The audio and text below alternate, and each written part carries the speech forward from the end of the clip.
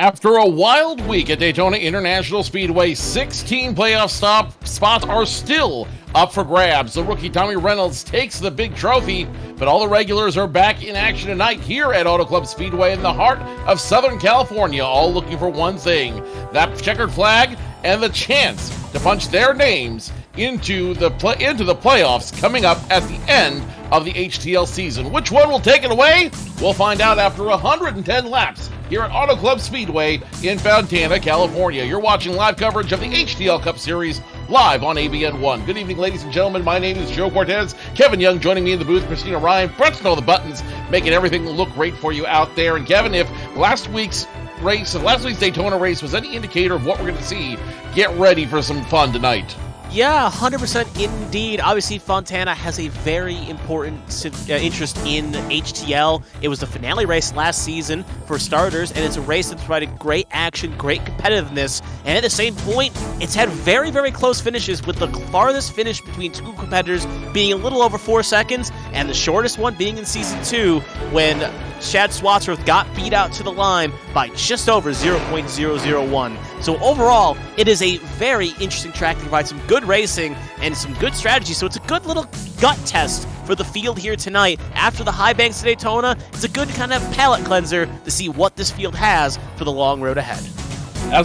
As we mentioned last week, Tommy Reynolds, on an uncharted car for Arrowhead Racing, took away the win, but because he's an uncharted car, he does not make his way to the playoffs. He's only a part-time driver. So tonight, the first winner will have their shot at getting into the playoffs by winning here tonight. The current conditions here, according to the National Weather Service, 68 degrees, humidity, only 1% of humidity, so very dry race, very cold racetrack. But what I'm worried about is that 10 mile per hour wind coming out of the northwest. That's going to throw these cars around, especially on a track that is known for causing a little chaos in the turns. Yeah, 100% indeed. We saw last week high wind had a little bit of a factor.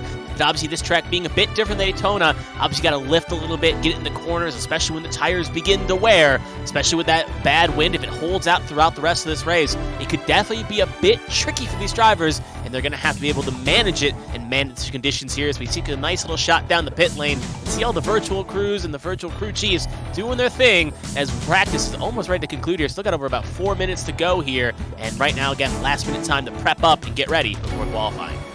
The northwest wind will affect them the most coming off the backstretch and into turn 3. That's where we'll see the wind effectively act like a crosswind against those cars and push them around going into turns 3 and 4. Those very wide dog legs going into the D-shape oval. A twin of yeah, you know that place. The one with the driving and stuff. Michigan Speedway. That's what I was about to say. The twin of Michigan Speedway, built out here in the California desert. 14 degrees in the turns, 11 on the front stretch, 3 degrees on the back. This track does not have a lot of forgiveness out there, and that wind could play a factor in how these drivers attack turns 3 and 4. 100% indeed. Obviously, it took me a second until you said Michigan for what you were going at. It seemed a little bit off, but we got there in the end. But yeah, this track is definitely a kind of not a carbon copy per se of Michigan, but you got to drive it similar to Michigan.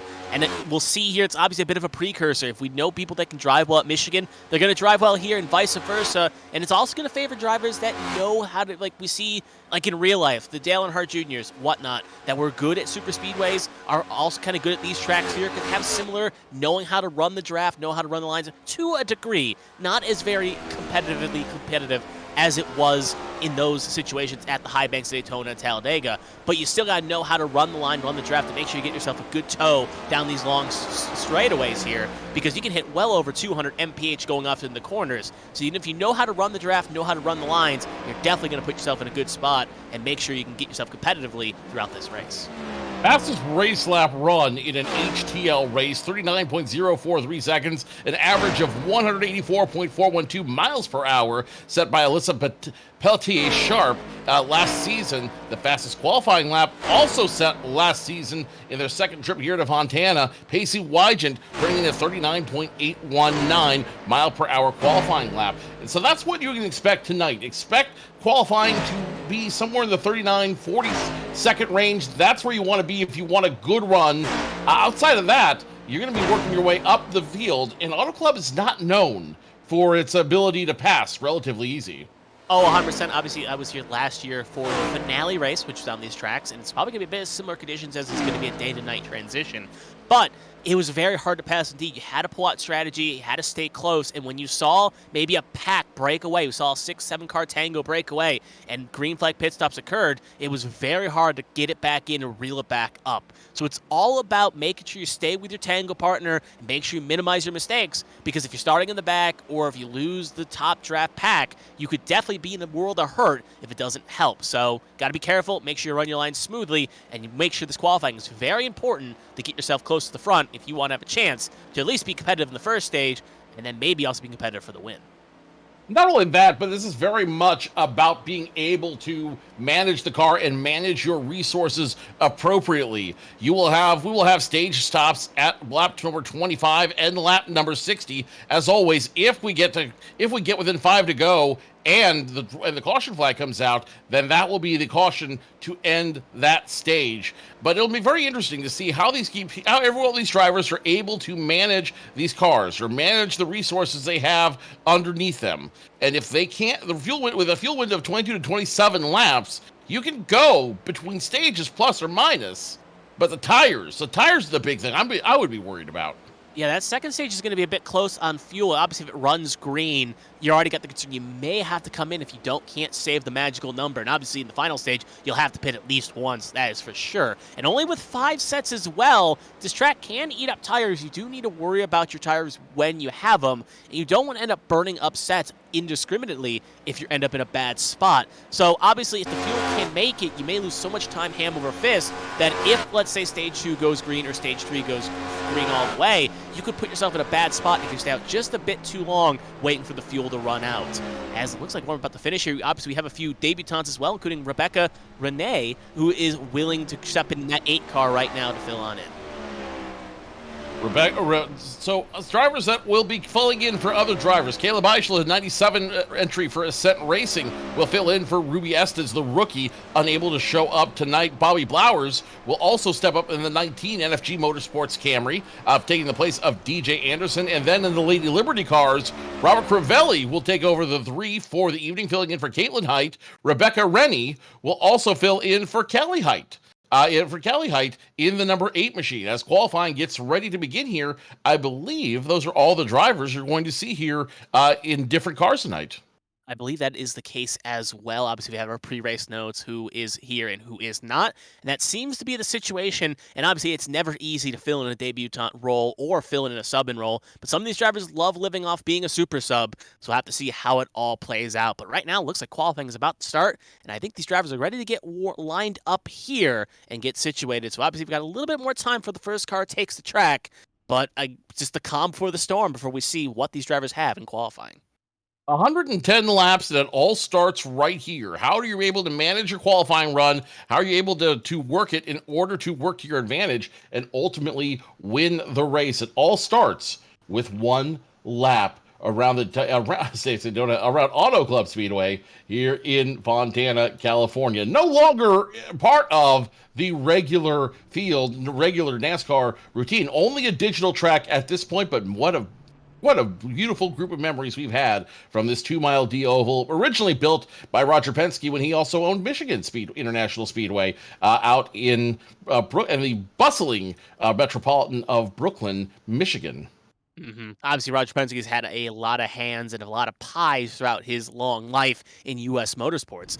At the same point, though, obviously this track no longer what it is now. Obviously, most of it's been torn down, but at least they still got a working pylon. They can at least say they got that for the time being. But we can see cars right now working their way down the track here, getting themselves online. There's Selena Thompson, the 27. Remember last week at Daytona, she's hoping for maybe a bit of better run as she blew her engine. Looks like she'll be lining off P number 3 here, as I think we're going to see the first car hit the track. It's going to be the 97 of Caleb Eichler, and they're going to set the time that the all the drivers are going to have to beat.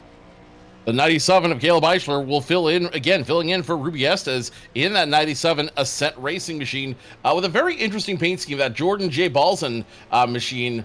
Very, very fun. You definitely know where that car is on the track. You're going to have no problem seeing that Ford Mustang as it cruises around here for a very long qualifying run.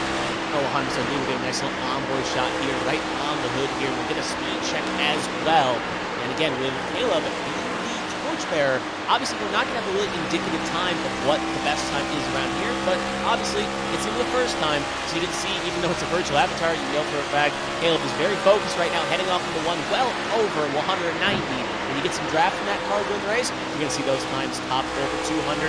Now it comes down to the line. Different drivers will run different things. During qualifying, it feels like you kind of want to go a bit on the low side here and then swing it out wide. But definitely as we go on through this race, drivers are going to try to go a little bit higher up, maybe run a middle groove if they feel comfortable on that point. So obviously as Caleb heads through 3 and 4, pinching the bottom once again, going to swing on out here.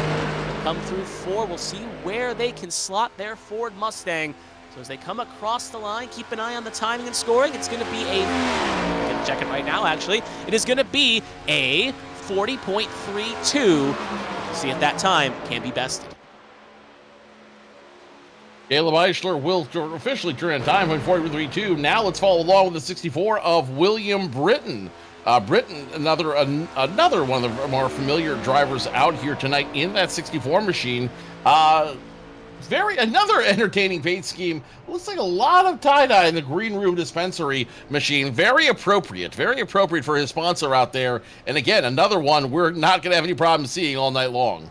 100% indeed. Obviously, William Britton did not qualify for the main dance last week, ended up missing out as one of the open cars, but luckily here tonight, we'll have no question of not making the show. It looks like as Britton finished his lap there at 40.26, he will jump to the top of the Tord, and now we'll cut to the 27 of Selena Thompson in the Menard scheme. We'll see what she can do here. Obviously, had a strong run last week, and like I alluded to it a little bit earlier, she had a little bit of unluckiness there, and she finished relatively poorly, but you're only as good as your previous race, so she's going to get back on that horse and try again. And as she comes off of 3 and 4 here, going to cut the dog leg just a tiny bit. We'll see where she slots her time. And actually, I think I was a slight wrong there. She's starting her lap now, as now she'll take an attempt here, so now we'll see what she can do. Only 2 drivers have taken time officially. William Britton, Caleb Eichler, the only 2 drivers who have taken time. So now Selena Thompson will be the third in that Menards American Airlines Camaro. Now on the backstretch going into turns 3 and 4, this will determine where she starts and how fast she goes in that, again, very noticeable machine out there. Selena Thompson up to the wall. Is she going to try the apron? Yes, she is. The first driver to dive all the way down to cross the start-finish line. She will officially turn a time of 40.011, provisionally putting her on the pole.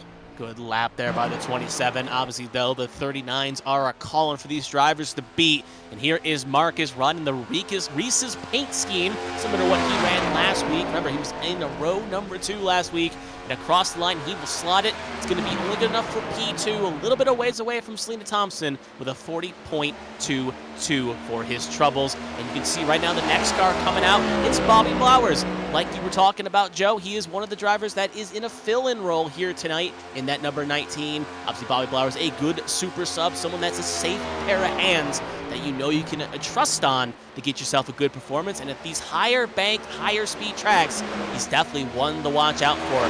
Using his first lap here to kind of hug the wall, get himself nice and set up, and as he comes across the run here, we'll see where he elects to kind of place his car to run towards his 1 lap of victory. Lap number 1 officially on the books, running that Daniel Suarez reminiscent machine. Very reminiscent of when Daniel Suarez was a part of Joe Gibbs racing. Now, obviously, finding some own success for himself in Trackhouse. But this 19 will be Bobby Blowers, one of the many seat fillers we will have here tonight. And again, there's no one else you could ask for to fill in your seat than Bobby Blowers. An incredible racer here. He's known very well among the crew, among all the crews here. And if anybody you want behind the wheel, it's that guy to get you back around. So the 19 comes to start-finish line. He will officially turn in a time of 39.861. That might be enough to put him on the pole. We'll have to wait and see. That is a good lap, a lap that will be hard to beat. But we have a lot of still strong drivers in this field, and as the session goes on, we're going to see stronger and stronger gap up to the plate. So we'll have to wait and see on that. Zachary Aberson up next here, just finished his warm-up lap, now ready to send it and send the horses in his Ford Mustang.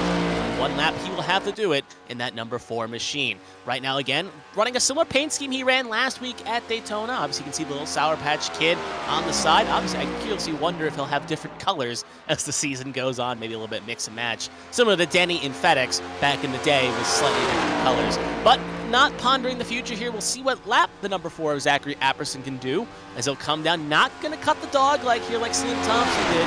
And as he comes across the line, it's going to be a 39.92, just a smidge behind Bobby Blowers, but right now on the front row of the starting grid.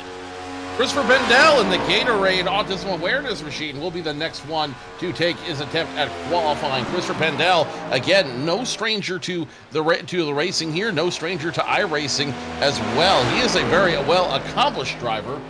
For this, in his team, he drives for Premier Racing Club in the Ford Mustang machine. So we'll see what he's able to do as he goes down the backstretch of the Palms, lining that backstretch into turns 3 and 4. Elects to keep it about a car length off the line and will drift it up to the end of 3 and 4. Touches the wall, and I believe that will invalidate his lap. We'll have to wait and see here as he comes across the line. I think that you share the same sentiment, but across the line, we'll see if the iRacing gods gave him a break. They will not. Lap has been validated. He was having a purple sector 1 there, so that could have been a pole run, but just got a tad too greedy. So that will slide us to another Ford Mustang and Elias Flores. Going to start their flying lap and now starting their money lap here. Nice little headshot in here with the Sebastian Vettel Renault-inspired scheme. I know Kristina loves little Sebastian Vettel, so definitely happy to see that helmet. And he just let me know that's a Singapore 2012 helmet, so she definitely knows her Vettel helmets. But focus on Elias Flores right now. Obviously, it was kind of a race to forget Daytona last week until the very end when the Ascent racing cars really came into play late. But they had a very eventful speed weeks, and we'll see what they can do here in the second round in the hills of California. So as Flores is also going to cut the dog leg very aggressively, and actually just going to come on in here and finish P3 on his qualifying run, and it will be a P3 with a 39.99. Robert Crivelli now filling in for Caitlin Height, the Liberty Motorsport driver, will be the next one to take time here on the field. We're cruising very well through turns 1 and 2 in that yellow FedEx Express machine. The Chevrolet Camaro doing everything they can to continue to keep the momentum up for the season. They cross the line, start-finish line, and now we are looking at a time, qualifying time of...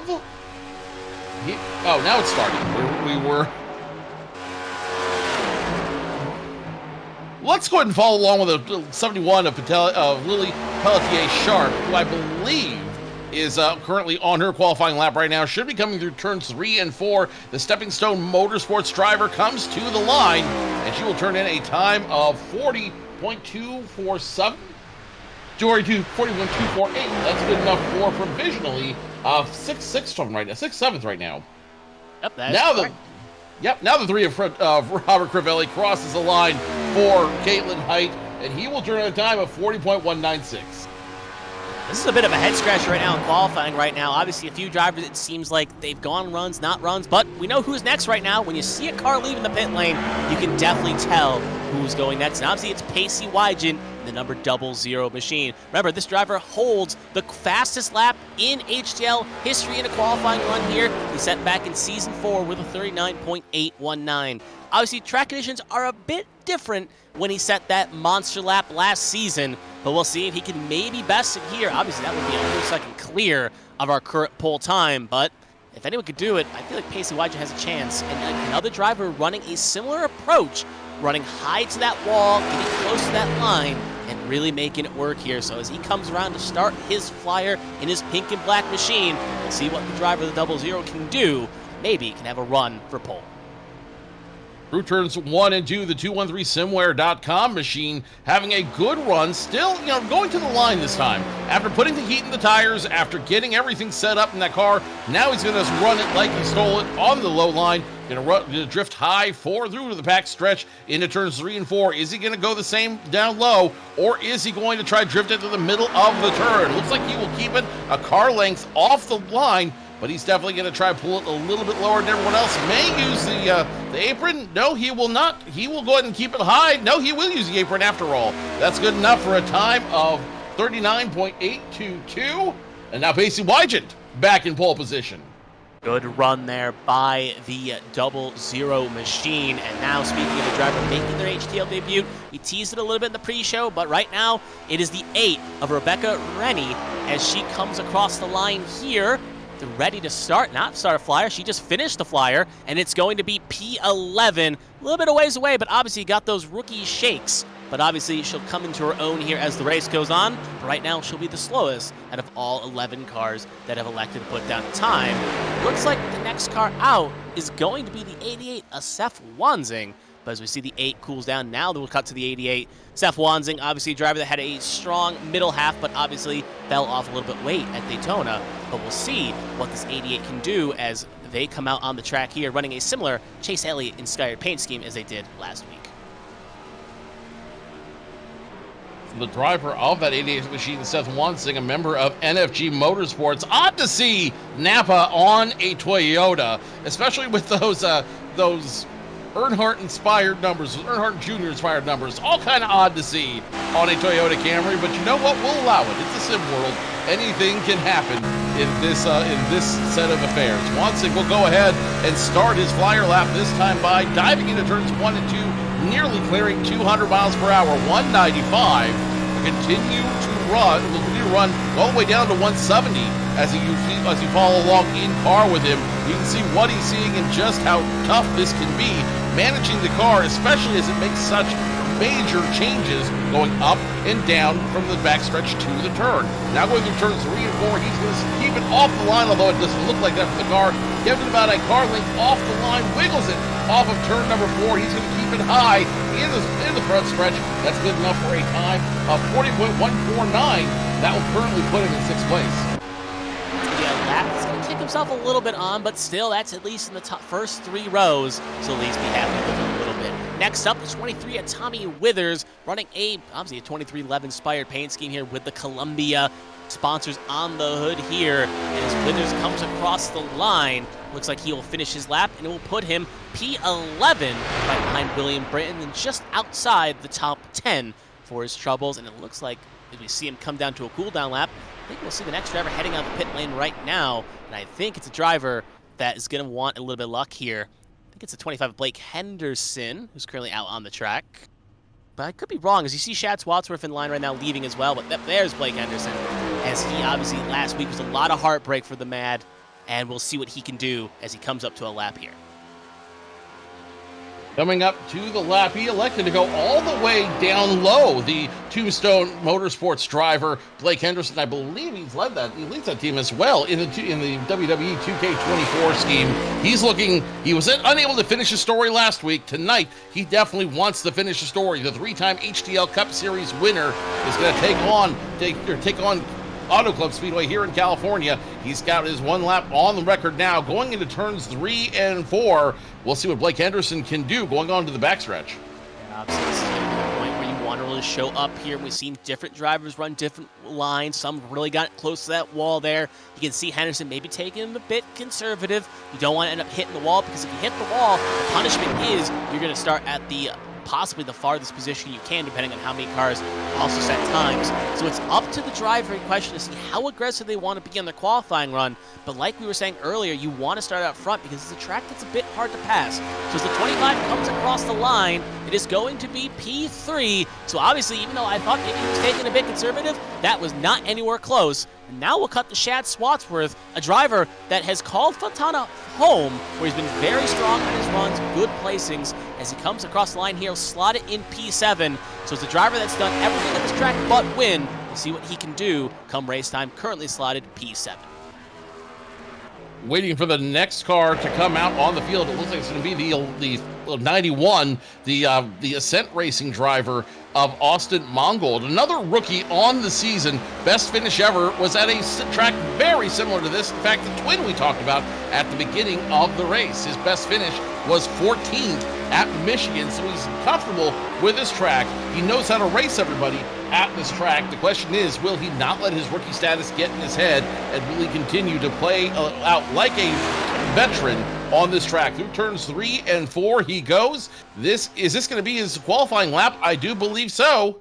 If we Oh, now his qualifying lap is starting. Looks like we had a little miscommunication there, but he is now on track, and he's going to take it through turns 1 and 2, hoping to get the ascent car, ascend the scoring pylon and get back up top. It's a very weird qualifying procedure they have. Obviously, it's single car qualifying, and it seems like right now the 91 about to finish their lap coming on the backstretch here. Got 2 more corners to go. Same thing with the 1, Kevin Gibney, who looks like he's about his lap too. So it seems like they send both cars out with a slight different variation. They send him out in 2 packs. But right now, Austin Mongold about to finish his lap here. Obviously going to try to cut the dog leg. It looks like at first. We'll see if he ends up committing to it. He will not. So across the line, 91 will go. Where will the lookie slot it? It'll be P13 just behind William Britton, just ahead of Austin Mongold. Speaking of Kevin Gibney, there he is in the 1. Ditch the Duncan scheme for a green and a black machine here as he comes across the line. His number 1. It's going to be P10, so he'll saw himself inside the P10, the top 10, I should say, just behind the 3, and just ahead of the 21 of Marcus Chafin. Zachary Meredith, the 17 machine, now coming off pit road for Coast to Coast Racing. Looks like he's doing everything he can to get that Pizza and Wings podcast machine warmed up as best he can, moving it back and forth, trying to get some heat in those tires, scuff them up a little bit before he goes racing. This is going to be his warm-up lap. Next one will be his come out lap, and I believe also coming out this time is Bianca Constantinou, the 57 driver for Stepping Stone Motorsports, is going to take time. This time is going to come out and take her warm up as well. So 2 drivers to watch as we get ready to follow along with the 17 of Zachary Meredith coming around. His qualifying time starts right now. We get a nice onboard shot here of the 17. You can see the light on the hood there, the Pizza and Wings.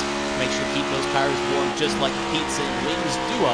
As he comes down here in the 1 and 2 right now, again, hugging the bottom, really trying to get as low as he can. And you can see drifting up, get the throttle as early as you dare. Make sure you don't end up kissing the wall. Right now, it's looking like a pretty good run right now for the number 17 of Zachary Meredith, obviously the Season 3 champion, looking to get another jewel, become the first driver to win 2 championships in this series. There's only a few illustrious drivers that can do it, but obviously still a long season to go. Coming up from 3 and 4, looks pretty good right now. I don't know if this will be a pole run, but I feel like it will be top 10. They'll cut across the dog leg, and it's going to be a P8 performance, which will slot him with a 40.07. And now to Bianca Constantinou, a Final 4 driver last year. Ended up having a bit of a slow performance here. We'll see what she does across the line. It'll be P9. So unlike last year, which is a little bit slow in qualifying, here she learned from that last year and will slot the car P9. It looks like the next car coming out will be the 2 machine, as they are going to go of Josh Arnold coming on out right now. So 1 Pizza Wings car hands it off to another, and we'll see what Josh Arnold can do on his run up here. The final Coast to Coast Racing machine trying to catch up with Pacey Wygett, the pole sitter right now, trying to make it a one, or at least a front row for Coast to Coast Racing in the Pizza and Wings podcast machine. That is a Ford Mustang. His best finish, not at a 2-mile track, mile half track, in last season at Kentucky Speedway. So very different style of racing, but the surface remains very much the same. Very rough surface, very roguish surface, if I can call it that. In any event, he's going to try to make it a coast-to-coast front row. Yeah, we'll see if Coast to Coast can bring it coast to coast here. Looks like he's the only car. There is one other car on the track too. Looks like it's the 29 as well, but obviously we'll stay on the 2 here and see them finish their lap here. Right now looking good again, obviously running obviously the Pizza Wings machine, but having the 2 similar to the Penske 2 that brings aligned the Rusty Wallace, Kurt Busch, drivers that call Fontana a strong track. And as he comes across down the dog leg, it's looking all right like a flyer. Looks like it's going to be a lap that will put him P7 with a 40.02 for his name. So Coast to Coast can't get a front row lockout. At least, the very least, that Coast to Coast receives in the top 10. And we cut that out for Denny, about to finish their lap here in number 29. Or can Denny slot it? Not as high as the Coast to Coast machine. It'll be P20 with a 40.34. So second slowest out of all the drivers that have yet to do a lap. Now we'll cut to the next driver here. It's going to be the 33 of Josh Gaiman, another driver who came oh so close last week to winning the Daytona 500 in HTL, but just got a little bit unlucky for the late tire qualifying caution. So the 33 exits the pit lane here. Obviously, again, running a new team. We'll see what he can do here in the second race here and see if he can make the magic work with a new team. Joshua Gaiman on the new team, Valfreya Motorsports. He's going to have, they're in alliance with Lady Liberty, but Lady Liberty missing 2 of their drivers tonight. It may make it a little bit harder, may make the Valfreya team work a little harder to try to move up front in this track. Gaiman crosses the line, and one speed lap starts now, lap number 2, credited in this qualifying session. Through turns 1 and 2, electing to take a high run on it. He's not going to go down low like everyone else has. Instead, it looks like he's trying to build up momentum on this high side. Maybe that's how the setup's working for him. He feels more comfortable up there, and that could be where he finds the speed through 3 and 4. Same thing. He's going to run it a little bit higher, let the car take him for the ride. Drove it back up to the top. Will he cross the dog leg as well? Yes, he will. That will cost him a time just in the 40s, 40.067 with Joshua Gaiman. Yeah, right there, dead heated with Zachary Meredith. And here's John Hagan right there. They were pushing each other last week. As the 44 comes across the line of John Hagan, it will be P5 for the Arrowhead Racing driver, and it will be in P5 just in row number 3. So we see pit lane escaping now. Richard Odie will be coming out, obviously rocking a similar font number, but a different paint scheme, but similar colors, as we see Odie come on out. Obviously, Odie started well in the 500, finished relatively okay for the most part. I think it was a top 15, if my memory serves me correct. And as he comes on out here at pit lane, we'll see if he can keep that magical performance going here as he leaves the pit lane. Obviously, warm-up time here. Obviously, some drivers we saw were really warming up their tires on that apron. Odie decided not to go for that strategy. He liked to kind of keep it relatively stable, so he felt like he had the grip he needed coming out of pit lane, but will ride the wall to set himself up here. So as he comes ready to start his flyer, we'll see what the 78 can do, and maybe get that 78 on pole position. Richard Odie in a very unique position out here. He does not have any teammates of his own. He is a rookie running his own team, running his own colors. He's got everything on his shoulders at this point. Odie 3 Racing will be the name on the back of the car, as you saw, as Richard Odie is going to try to make a campaign of it by himself, but no doubt he'll have some help from some of the other Toyota teams out here at the very least. Richard Odie takes it through turns 3 and 4, and he is going to elect to go all the way down to the white line before drifting it back up out of turn number 4. Now where do you position it as you almost get so close to brushing that wall? He will position it down low, just get on the apron to cross the start finish line, and that will turn in a time of 40.175, mark him in position number 14. Something about running your colors that make you really proud and want you to perform well. So moving to the other car here, it's going to be Hunter Peach in the other Toyota here as he comes across the line as well. Hunter Peach will slot it up to P8. So no one's really been able to touch the times here of Wygent and Blowers, who set them well over about 10-15 minutes ago, but still a great lap by Hunter Peach, and he'll put himself, at least right now at the moment, in the top 10, giving 4 Toyotas in the top 10. As we'll pivot on nicely to, well, Hello Kitty indeed for Joshua Sosi here, the last race winner at Fontana, which also secured him a championship last season. Obviously coming back with a little bit of a smile in his pocket as he's going to come out and do his run. He will also be flanked by Carmen, Sienna, and the 96. So both drivers will be attempting their laps here somewhat simultaneously here. As Sosi gears up in his Chevy machine here. Obviously did good qualifying last year. We'll see if he can replicate that here tonight. I have so many questions about that 81 car.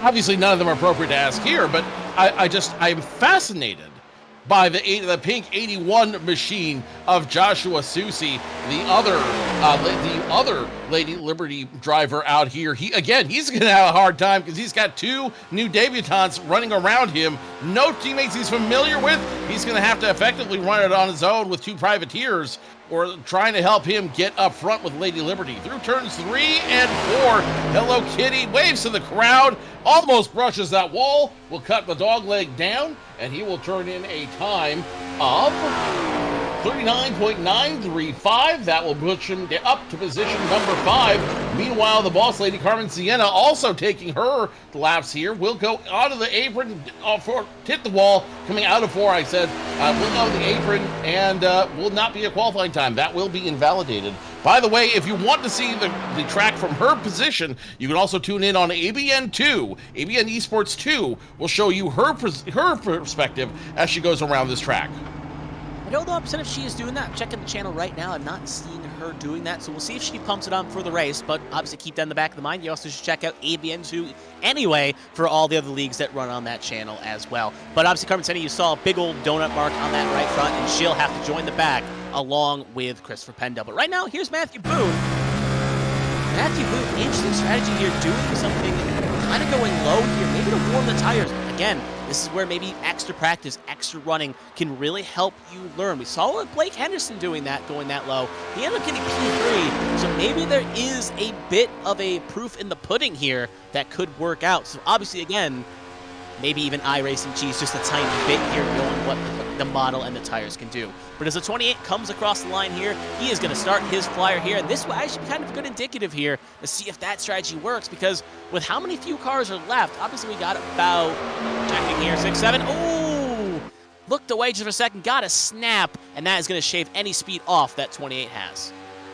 That's definitely not the place you want to be for that 28 driver. Let's go ahead and snap over to the 22 of Gary Donaldson. I don't believe the other driver hit the wall, but he will not turn in a great qualifying time. Let's follow along now with the 22 of Gary Donaldson. The Under Armour machine sounded like it might have had an issue coming off of turns 1 and 2. He will continue running it though.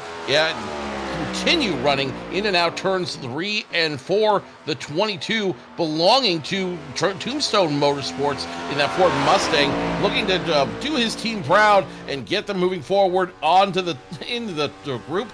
Around the start finish line now he goes 40.339, so that will put him up in the mix. Not exactly where he wants to be. Go ahead and score him right now around position number 26. Yeah, that was probably, out of the 2 car groups we've seen so far, probably the worst 2 car performances, as they both slot in 26 and 27 respectively, with the 27 being Matt Boone and the 26 being Gary Donaldson. But again, you're only as good as the race, and we know both these drivers can definitely pull it out when necessary. So we'll move on nextly to DJ Trout running the Storm Alert team here. Scheme right now in the number 93.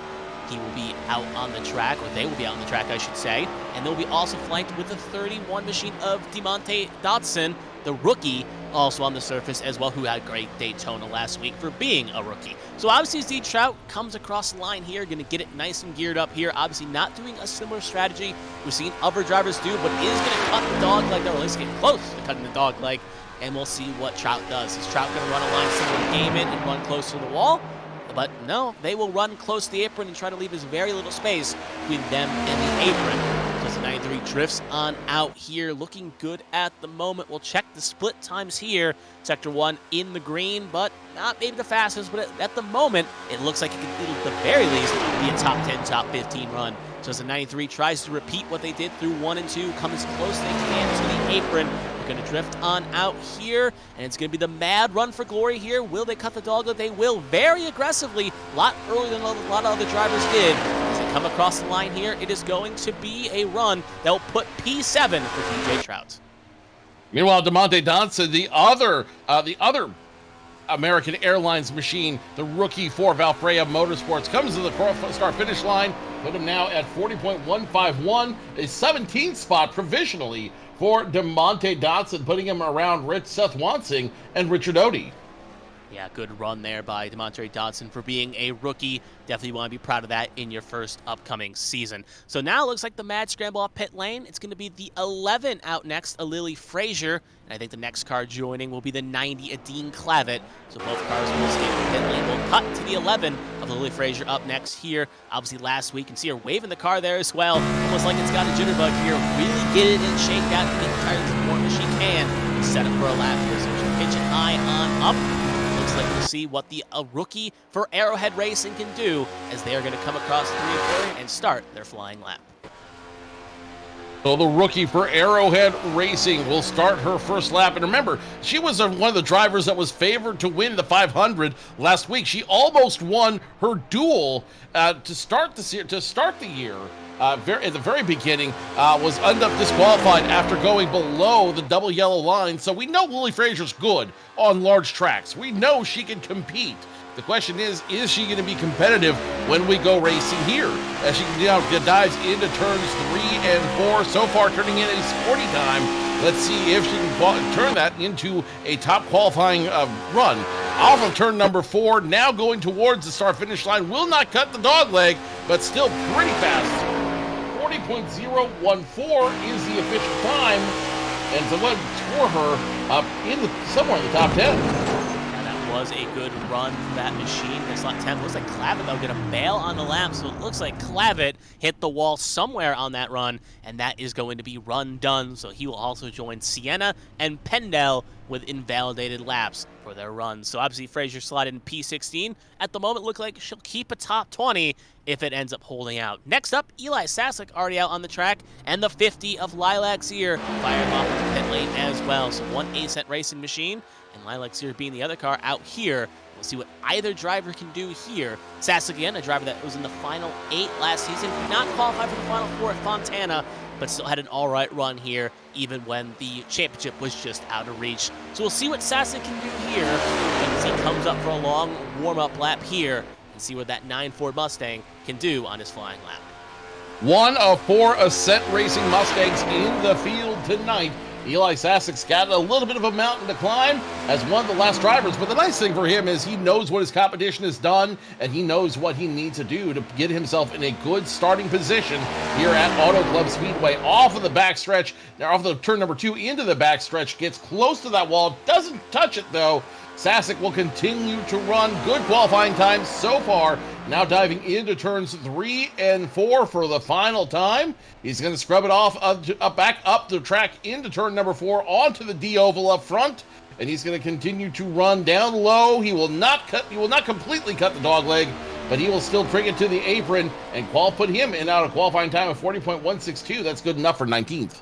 Yeah, right now we'll see if he can hang on to a top 20. And now the stepping stone motorsports driver Lilac Sear. All her teammates climbed around the late teens, early 20s. We'll see if she can do a little bit better for the team. Across the line, looks like it's a 40.259, and it's going to be P25. So sadly, the slowest out of all the stepping stone machines. And at the moment, it seems like Stepping Stone may have missed the mark here a little bit with this fixed setup, but obviously still a long ways to go. Here's Dustin Hall taking a very aggressive warm strategy here.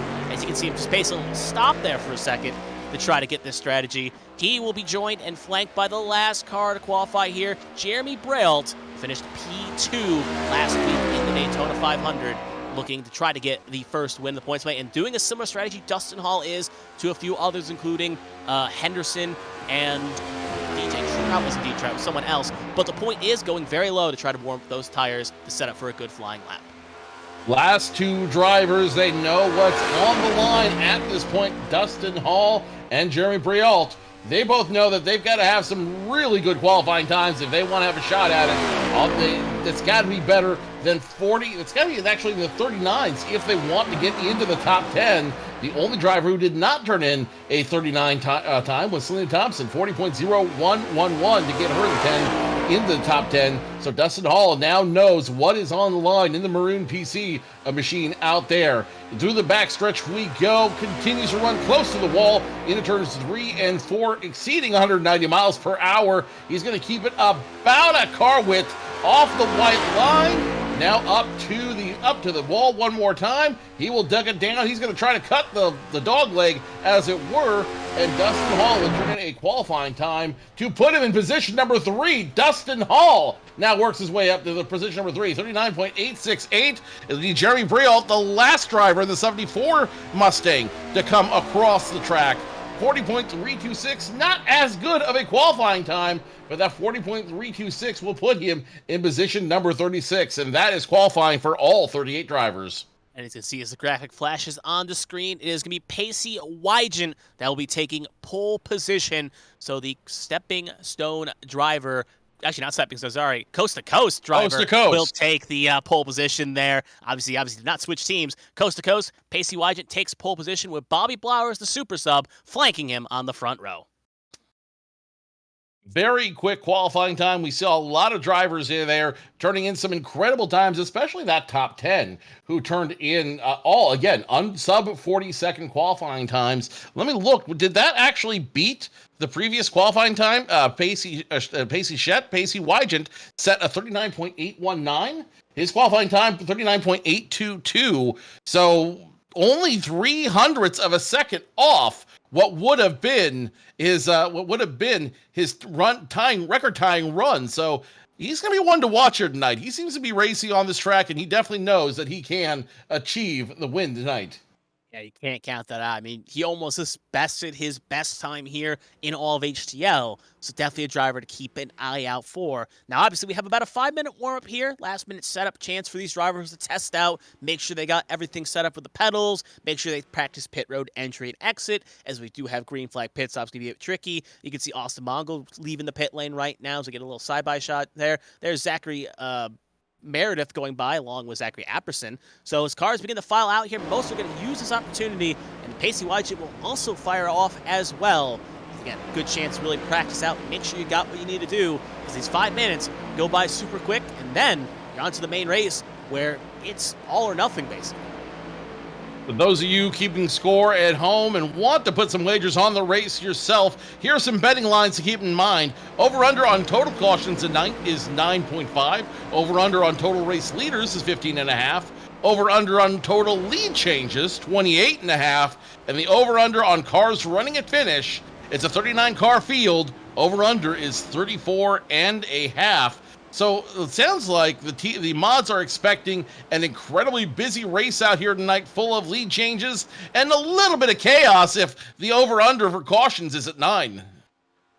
That's going to be interesting to see. Obviously, I have to recall back to what last season happened when it came to cautions and whatnot. Obviously, it was a record-setting caution set with 10. So it looks like they think the HTL odds makers think that it's going to be around the same as last year with a high amount of cautions. But obviously, things can change, practice can change, and obviously with a bit of a different crop of drivers here, and maybe being a little bit earlier in the season, we'll see if maybe that can change a little bit different and maybe prove the odds wrong. But we'll have to see how that all goes here as you see drivers again practicing pit road entry, which can be very tricky around here, going from about 190 to 200 down to the requested 55 miles an hour. So you got to be careful on those brakes and make sure you don't lock it up, you don't speed, or else it's going to be a 45-second stop hold, and you don't want that, especially in the crunch time. 45-second stop hold. That's about a lap. So if you do come down and get caught for speeding, you're gonna have to sit out effectively a lap and a half, maybe even go down 2 laps here at Auto Club Speedway. So that is something you really do not want to see happen at this track. Going back to some of those betting lines you're talking about, most passes by a single driver was 92 in Jerry Braille last year. Most lead changes least lead changes was 7 in season 2. Most lead changes 30 last year at the season ender at Fontana. Most leaders 14 at both the second season at Fontana and the season finale last year at Fontana. So there is some data here backing some of those lines. There's definitely some data that is working on those lines. The question is, are we going to see that much chaos? Are we going to see that many lead changes? I've got a feeling this track is not going to be as forgiving as Daytona was. I think that's fair. We're going to see a little less lead changes when it comes to Daytona. I like to be on the optimist side and look for the best action here. I think we're going to see about the same amount of lead changes as the prediction is calling for, but I feel like just our making will have a few less caution. 47, 6, but I think we'll have a little less than what the odds are playing. So we got under a minute to go here in warm-up. Right on board here, lead number 11, Lily Frazier.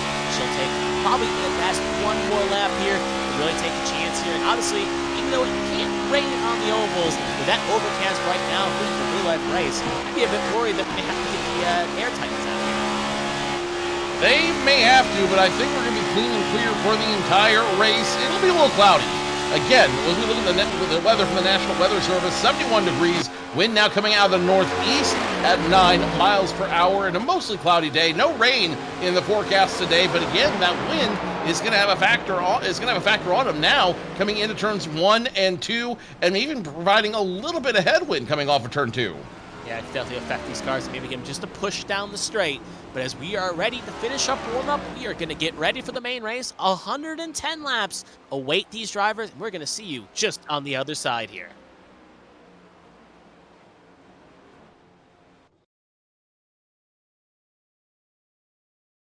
Quiet track quiets down, and let's go ahead and start taking you down the starting grid for the HTL Cup Series Round 2 at Auto Club Speedway here in the heart of the San Bernardino Mountains out in Fontana, California. Pacey Wygant sets the pace one more time, nearly making up his record-setting run. He'll be first, Dustin Hall be third, Blake Henderson in fourth by Blowers, position number 2. Zachary Apperson will start position number 5 on the outside of him, the 81 of Josh Susi. John Hagan, the Arrowhead driver, and DeMonte Dotson, one of the drivers for Freighter Motorsports, will be position number 8. Rounding out your top 10, DJ Trout, Elias Flores. Moving down further through the grid, here we got Selena Thompson, Hunter Peach. They will make up row number 6. Josh Arnold and Swad Swatsworth will be in row number 7. Row number 8 will be Zachary Meredith and Josh Gaiman. Row number 9 will be Lily Frazier and Bianca Constantinou. Row 10 will be Seth Wansing, Eli Zassa. Keep an eye on Seth Wansing. He topped both warm-up and practice. Row 11, Richard Odie and Robert Crivelli will be in row number 11. Kevin Gibney Jr. and Marcus Chafin will make up row number 12.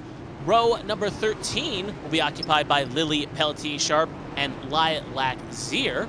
Row number 14 will be William Britton and Austin Mongold. Hang on, row number 15 will be Tommy Withers and Caleb Eichler. Row number 16 will be Jeremy Braille and Alfred Denny. Row number 17 will be Gary Donaldson and Matthew Boone. Row number 18 will be Rebecca Rennie and Dean Clavitt. And I believe that will be it. Actually, one more row. Sorry, lost track. Carmen, Sienna, and Christopher Pendel will make up the last 2 rows. Both drivers hit the wall in their quali runs, and they will start to pull back. It looks like we'll be extending one more lap, and it looks like because of some of the penalties, we'll have a few drivers drifting to the back here. Couple drivers looks like they'll be drifting backwards to the end of the line, but that doesn't matter. What does matter is the 00 of Pacey Wygant continues to set the pace for the rest of the field here. One more parade lap as they go through turns 3 and 4. One more parade lap for these guys and girls before we can go green flag racing. We'll take a look at the track facts here. Obviously, 3 stages. Await these drivers' breaks on lap 20 and lap 60. 5 sets of tires available, so you got to be careful. Make sure you don't burn up your sets too much. A tank can take you about 25 to 30 laps of fuel under green. It's a 12-gallon fuel cell and a 55-mile-an-hour pit lane speed limit. And if you're a little bit too over, they'll make sure they'll nab you. You don't want to get nabbed. So as we got the one last lap here before we go green, I'm going to ask you, Joe, right now, out of all the drivers in this 38-car field, who do you think has the best chance of taking the checkered flag after 110 laps?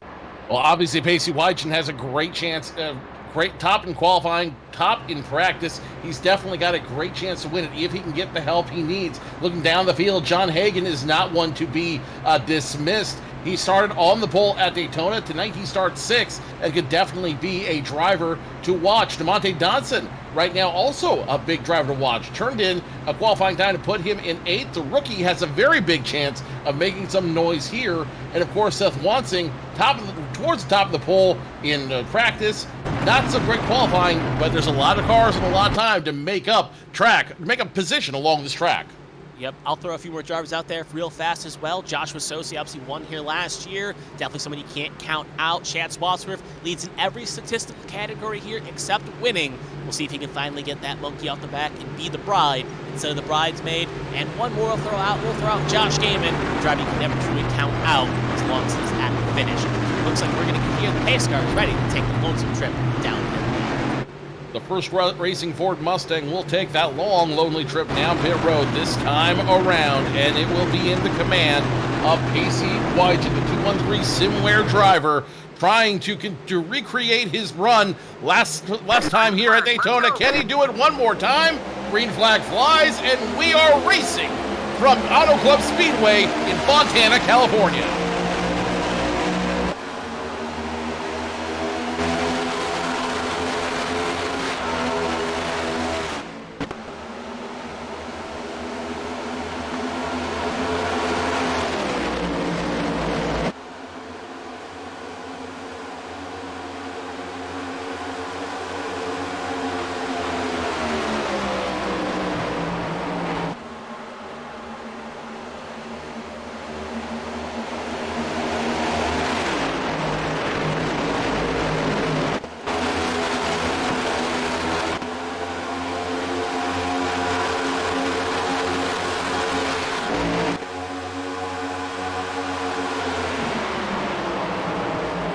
One lap around the field, and so far, Pacey Wygent continues to lead. Bobby Flowers, the 19 in second, is going to drop way outside and will give away his position to Blake Henderson in the 25. Right now, everybody looking like about single file to at least the top 10. Nobody wants to shake the apple cart just yet. The next battle between the two of Josh Arnold and the 4 machine that belongs to Zachary Apperson. They're going to go 3 wide and now onto the front stretch. It looks like right now, at the very least, you're saying drivers do not want to shake the apple cart. It looks like Josh Rusosi didn't get the memo. He wants to move to the front. Here's the battle you were talking about by Josh Arnold and Zachary Apperson. They are fighting nose to tail right now, just inside the top 10. As you can see on the little panning shot there, there's Seth Wanzing in his mismatched Toyota with Chase Elliott-inspired paint scheme, as Louis Frazier will hold on to the high side. Should also worth noting as well, 2 cars have served drive-thrus after infractions after last week, both the 57 of Constantinu and the 44 John Hagan, so they will be on the back foot early here. We'll have to be careful. They change. Big puff of smoke. Josh Gaiman hits the outside wall. Caution will be thrown, and that will be a saving grace for the drivers that had served penalties. But right there, Gaiman looks relatively okay, but that could have been a whole lot worse. The 33 trying to get racy through turns 3 and 4. Just overdrove it. 19 nowhere to go. He'll hit the 19, and the 33 will go for a ride by himself through the infield. Let's take a look at that replay. You see the 33 diving low, trying to get some position, 1 maybe 2. The 19 hits the wall. The 33, not realizing the 19 was there, will bump into the 19, and that will cause him to go serpentine back and forth through the grass in front. And that is going to bring out our first caution for the night. Right on board here, 31 Devontae Dodson had a great view of this exit here. You can see right there, running the back here. DJ Trout a little bit back here. The parachute on the back here. Going to get the good run in the corner here. But you can see here, keep an eye on the left side of your screen, entering stage left, meet Josh Gaiman. You can see the 19 has a little bit of a wall hit right there. Just pumps in. 33 obviously nowhere to go. But luckily, again, doesn't get anything that T-bone by Sidney Thompson or anyone else further back there. And honestly, that incident reminds me a bit of the old technical games a little bit, where there would be wall pops off certain corners. They could easily end up in tiers where multiple drivers who were running at the same game. But luckily, we have 1 car running on that space. Let's watch one more time here off the 19 of Bobby Flowers, and you can see the move that the 33 makes. Aggressive around the 31, wants to get up to the 19, but I think both of them just kind of overestimate the 33 is the one who ends up paying the price for that one. So opportunity missed to the 33 of Gaiman, but he should have enough to come on back and try to get out there one more time. You see him coming down pit road. It looks like he had a little bit of a damage to touch on, and he probably wanted to get 4 new tires after that run. That will be that one. Now he'll have to make the long run to catch up to the tail end of the longest line here, or tail end of the field, where we go back to Green Flag Racing. Is still up front, Pacey Wygent, Blake Henderson, Josh Soucy, DJ Trout, and Bobby Flowers, who was having trouble, will score himself position number 5. Kind of give a little bit of a race update right there. John Hagan, obviously for starters, we'll start with him. He ended up going a lap down due to the drive-through. Luckily, this caution will bail him out. He will get back on the lead lap. You'll see him right there. He was the lucky dog, and he will join the tail end, giving us 37 cars on the lead lap.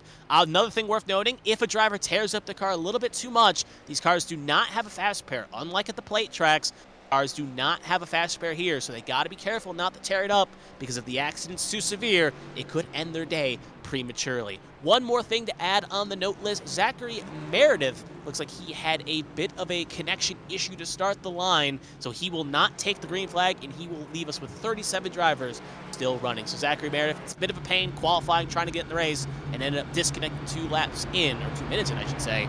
But at the very least, still rooting on his teammates and his sister team throughout in the Virtual Twins Challenge. We believe the number 3 of Crivelli dropped as well. So we're not sure what exactly is happening with that driver. We will have to see exactly what happened, but we believe that car may have dropped as well. You see him now in pit road. How damaged it is. Look at the front end. The whole front end clips off. We'll have to see. Oh, so it is. Oh. This didn't bring out a caution. No, it didn't. This was earlier. This kind of felt like it should have been a caution. Obviously, iRacing caution can be a bit fickle, but you can see it tore off the whole front end of that car, and a few other cars were involved. And obviously, we saw a few of them come down pit lane, like Elias Flores and William Britton. And I guess this explains why they came down pit lane. Certainly does. Sharp, Flores, Sharp. All these three drivers there just got tangled up with one another. Britain also involved in that incident as well. And again, not sure why that did not bring out the caution, but it certainly did not. And now we got 4 cars that are going to be in worse for the wear as a result. It's very an odd situation, but sometimes you got to roll with the punches. And obviously for some of those drivers like Belly and Sharp, they have a long way to go here. But Pacey are going to take the lopes, tripping down pit lane here. And restart zone, it's going to be on Pacey Wygen's control with Henderson on his flank. As they enter the Geico restart zone, green flag is out. Away we go. Good launch by Pacey Wygen on the inside lane. Looks like similar to Henderson, he'll have a good launch on the long side. Great launch for the double zero of Wygen, continues his lead. Now Blake Henderson immediately under fire from Josh Susie in the Hello Kitty machine. He wants to say hello to position number 1. DJ Trout will follow along as well. Trout barely gets it in, sneaks it in there. He's in position number 3. The dead man in position number 4, Blake Henderson. And now, don't look now, but the rookie, DeMonte Johnson, making some noise in P5. Oh, you just made a bunch of wrestling fans cringe right there, Joe, with that reference there. But the dead man indeed making a move here. And bunch of puff of smoke here as cars make moves and get up in the racing surface right there. But they're battling hard here for third and pretty much every position on back here as Trout, Henderson are fighting. And then you can see just in the mirrors, Frazier, Dotson, Flowers, and Arnold fighting as well. And now, kind of how you were saying earlier, you didn't want to shake the apple cart. Well, it looks like that's all off here as drivers want to take advantage of this fresh restart to gain as much as they can. And look at the back there. Gaiman got almost into one of those cars back there. Gaiman almost got one of those cars.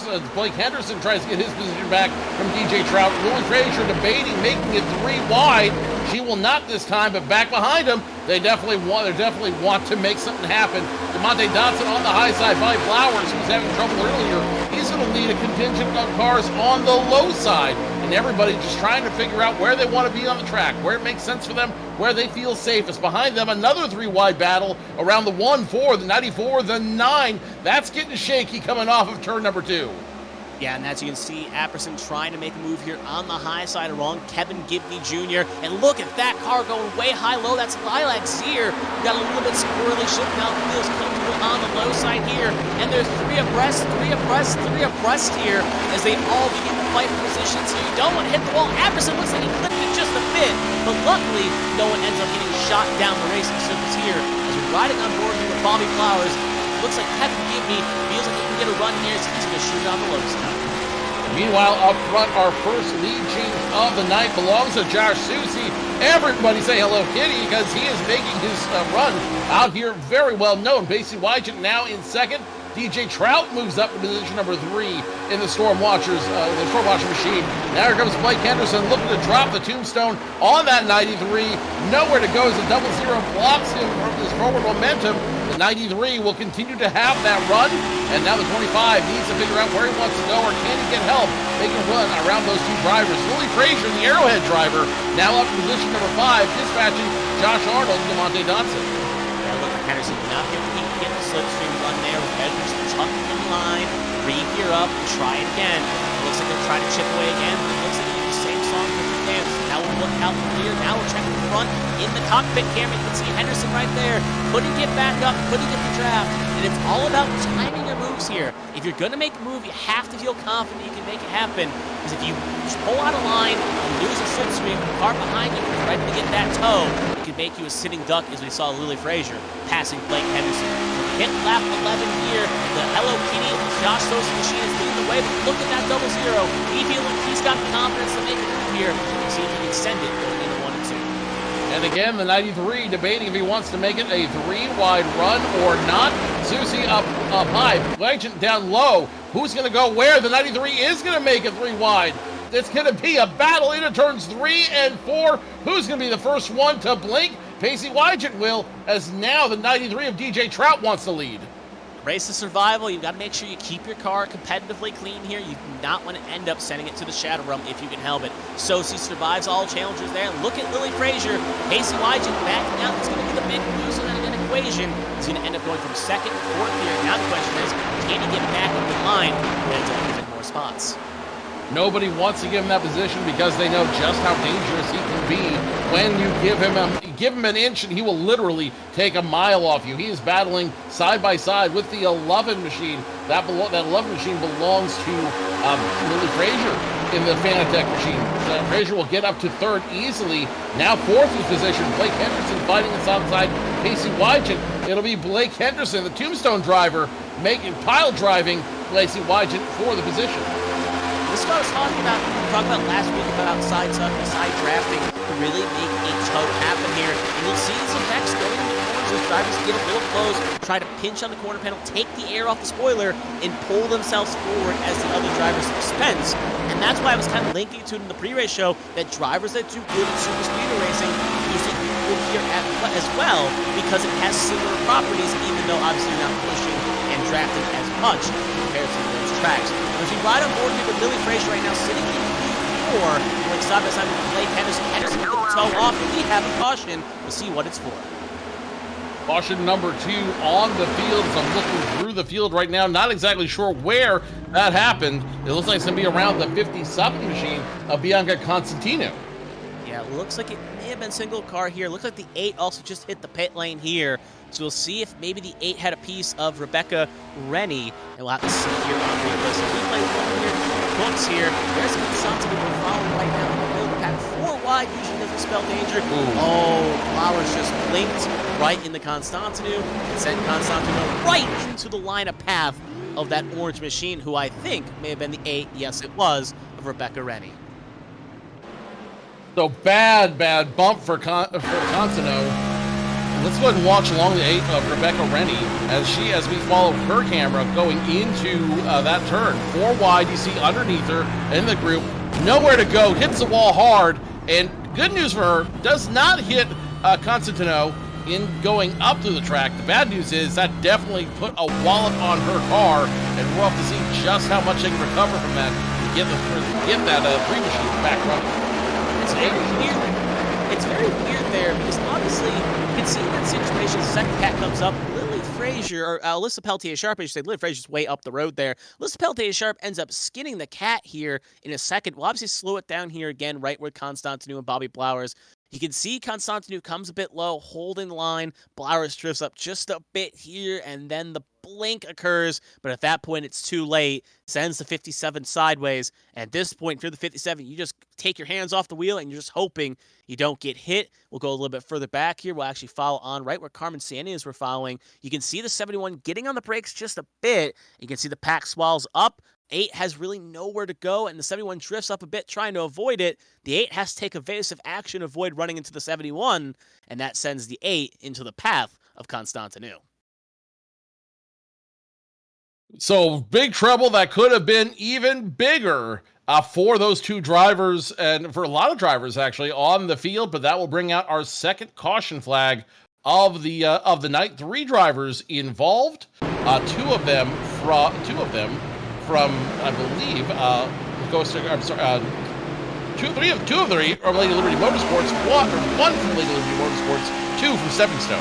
Let's replay it one more time. Now this time off the perspective of the 3 of Robert Crivelli. He's gonna have a good perspective here, a little bit further back here. Obviously got in the car with him in the first incident. You can just see hit the right hole, hit the right lane, doesn't hit anything. The way he will fly, but unlucky for the other 2 cars involved in that incident. So back to live action, you see the 71 sitting on pit lane right now, lengthy repair, but we'll get it away on the way now. Second incident tonight, though, for the 71, so it's been a bit of a rough outing to start for Lily Peltier-Sharp, the driver that won.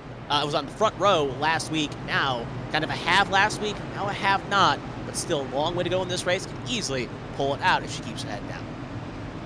We'll see. She's already been involved in 2 different incidents at this juncture, so we'll see if she's able to hold off on that and hold all the way through. Pace lights are off on the pace car this time by, so Joshua Susie will be credited as your leader and be given charge of the restart. DJ Trout in second, Blake Henderson third, Lily Frazier has moved her way up to fourth, and the pole sitter, Pacey Wygant, still in the top 5, but has quite a ways to climb considering the talent that is working behind him. And the stage is going to end at lap 20 here, so it's going to be a mad dash to the finish line here at the end stage number 1. And now we also have a fast track, fast fact here.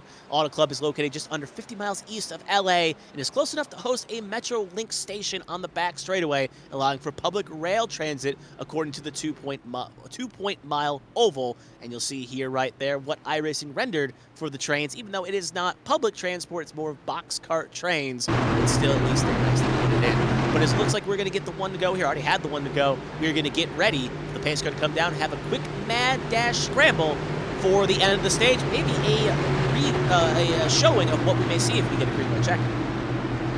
Pace car should make the hard left turn down pit road this time by. There it goes. Pacey Wygant will have to watch as Joshua Susie takes the lead away, and he will lead them into the Geico restart zone. Here we go. Green flag. And you see DJ Trout giving him the, that's going to be the 93 machine. Blake Henderson giving him the shove as they get ready to go back to racing. Back in line. We are back to racing in Fontana. DJ Trout really did not get going on that restart there. Allowed 3 cars on the low sign, all to clear him. And luckily stay in 4th, now get geared up. I wonder, again, maybe just got caught napping, maybe a bit of inexperience, maybe just spun the tires. Could be one of those 3, but that is not going to deter any of these 3 cars that capitalized on that low line. Joshua Sosi still leads the way. Battle for second between Henderson and Wygant raging on here. We'll see who can get the run off here. Look at Henderson drifting up, almost going to shut the door on Wygant and sending into the realm of pain. Blake Henderson able to save it. Wygant hits the brakes smartly and is able to go back. Now let's see what happens as that turns into a hornet's nest right now. 5 cars, 3 wide, going into turns 1 and 2. The big winner of that, the 18 of Shad Swatsworth, the other Arrowhead driver, fighting alongside the 93, but his teammate, the 11, up there as they continue fighting down the backstretch. This fight's going to go into turn number 3. Racing very hard here. I think the other big winner there was Joshua Sosi, who was able to get a big comfortable distance here with 2 to go in the stage. Looks like he's primed at the very least to win the stage. But look at that, 4 wide at the very least, almost 5 wide. His driver's being the fan out there. You can see right there, Sasson clips the wall along with Austin Mongol there. Both Ascent Racing cars clip the wall as we've hit 1 to go in the stage here. We'll see if they can make it back to the flag before the stage ends. As it looks like we're going to continue on here at the very least. Still 4 wide at the very least. Arnold trying to get a piece of that action. This is right where the end of the stage points are, so every point matters there. Right now at the moment, it's Josh Arnold, who is the last driver in on stage points right now. Last point will go to him, but obviously it's going to be a mad hornet. But as they come off the last corner here, Joshua Sosi survives the challengers as he will come across the line and will win stage number 1. Frazier and Henderson fighting hard for second. It will go to Frazier with Henderson, Trout, Sasek, Wygant, Wanzing, Swatsworth, Zier, and Selena Thompson will end up getting the last stage point here to end stage number 1. Well, what we said at the beginning of the race about not wanting to tip the apple cart, that advice has gone out the window. They are now going to fight as hard as they can, as long as they can, and as long as they want to now on this track, because they are definitely in the business of getting business done out here. So look for more exciting racing. We may see, if we don't count the stage cautions, we may see that actual caution flag count go up to over 9 flags. We'll see.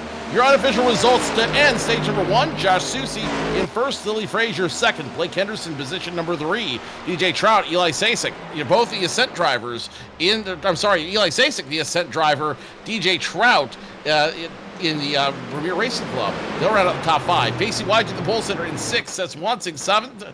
Chad Swatsworth, Lilac Zier 8th and 9th. And Selena Thompson rounding out your top 10.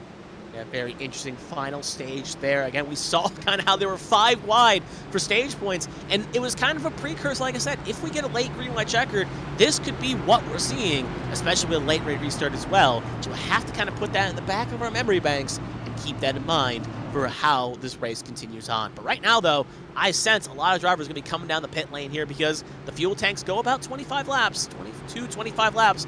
Obviously, a couple caution laps extended it. There's no way you'll make it to the end of stage number 2 without pitting at least here. So I think pit road is going to be a very busy place. It looks like my crystal ball was correct, as everyone is signaling they're coming on in, and they're going to hit the lower lane here. Now the question is, who will win? Whose virtual crew will win the race off pit lane for the driver? Everybody coming to the attention of their crew. Josh Susie, Lily Frazier, Eli Sasek, all these drivers coming to the attention of their crew. Now the question is, you're right, who is going to have the best pit stop and who's going to make it work getting off pit road? Josh Susie in the 81 machine will have a great pit stop position almost towards the front of the field. Slides it in perfectly. It'll be a 4-tire stop for Susie.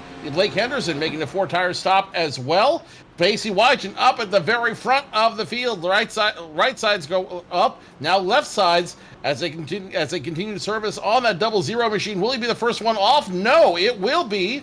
That will be the 81 machine. That 81 belonging to Joshua Susie will be the win the race off pit road. Willie Frazier second. Blake Henderson third. Pacey Wygen still in his box here. Long time for him right now. Makes me wonder a few of the cars that may have smacked the wall there with minor hits.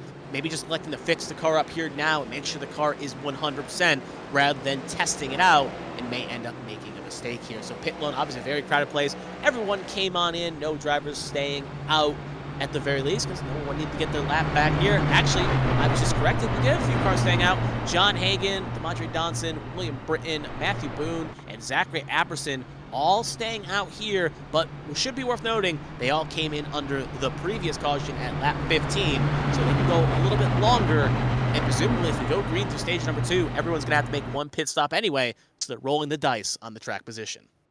Looking at the current conditions of the National Weather Service, the temperature has dropped. Temperature has risen up just a bit. 71 degrees, still a very pleasant day here in Fontana. No humidity, and the wind has died down. Now going to the northwest at 8 miles per hour. That will give these drivers a little less to contend with as they go through these turns. But I don't think the wind was much of a factor anyways, because you saw how racy they were going into the turns. 3 wide, 4 wide. All these guys trying to find wherever they can go. All these guys and girls trying to find wherever they can go, whatever they can do to get around the track. And so far, it's working. It's working indeed, but how much can you bend it before it breaks? A lot of these drivers obviously keep it clean. Obviously, early on in the race, you're willing to cut drivers slack. But as we get closer to the finish line, those slack giving is going to be given out. Eventually, the rooster will come to crow. So as we're riding aboard here with John Hagan, he will be the driver that leads us to green here. Obviously, John Hagan had to go to the back and had to take a drive-through after some infractions last week. So this is the first time he's really had a chance to be up front and not be an air wash. So we'll see how he takes the opportunity here. And flanking him is Dodson. Here's William Britton as well in a nice in-car shot here. Some of these drivers may have good cars here that just need the clean air to really succeed. 5 cars that did not go down pit road are now up front. John Hagan is up there. DeMonte Dotson, William Britton, Matthew Boone, and Zachary Apperson have all did not go down pit road that time. So they may be on a different set. They may be on a different pit sequence to come down pit road a little bit later in the stage. But I think they're also trying to play the race a little bit backwards.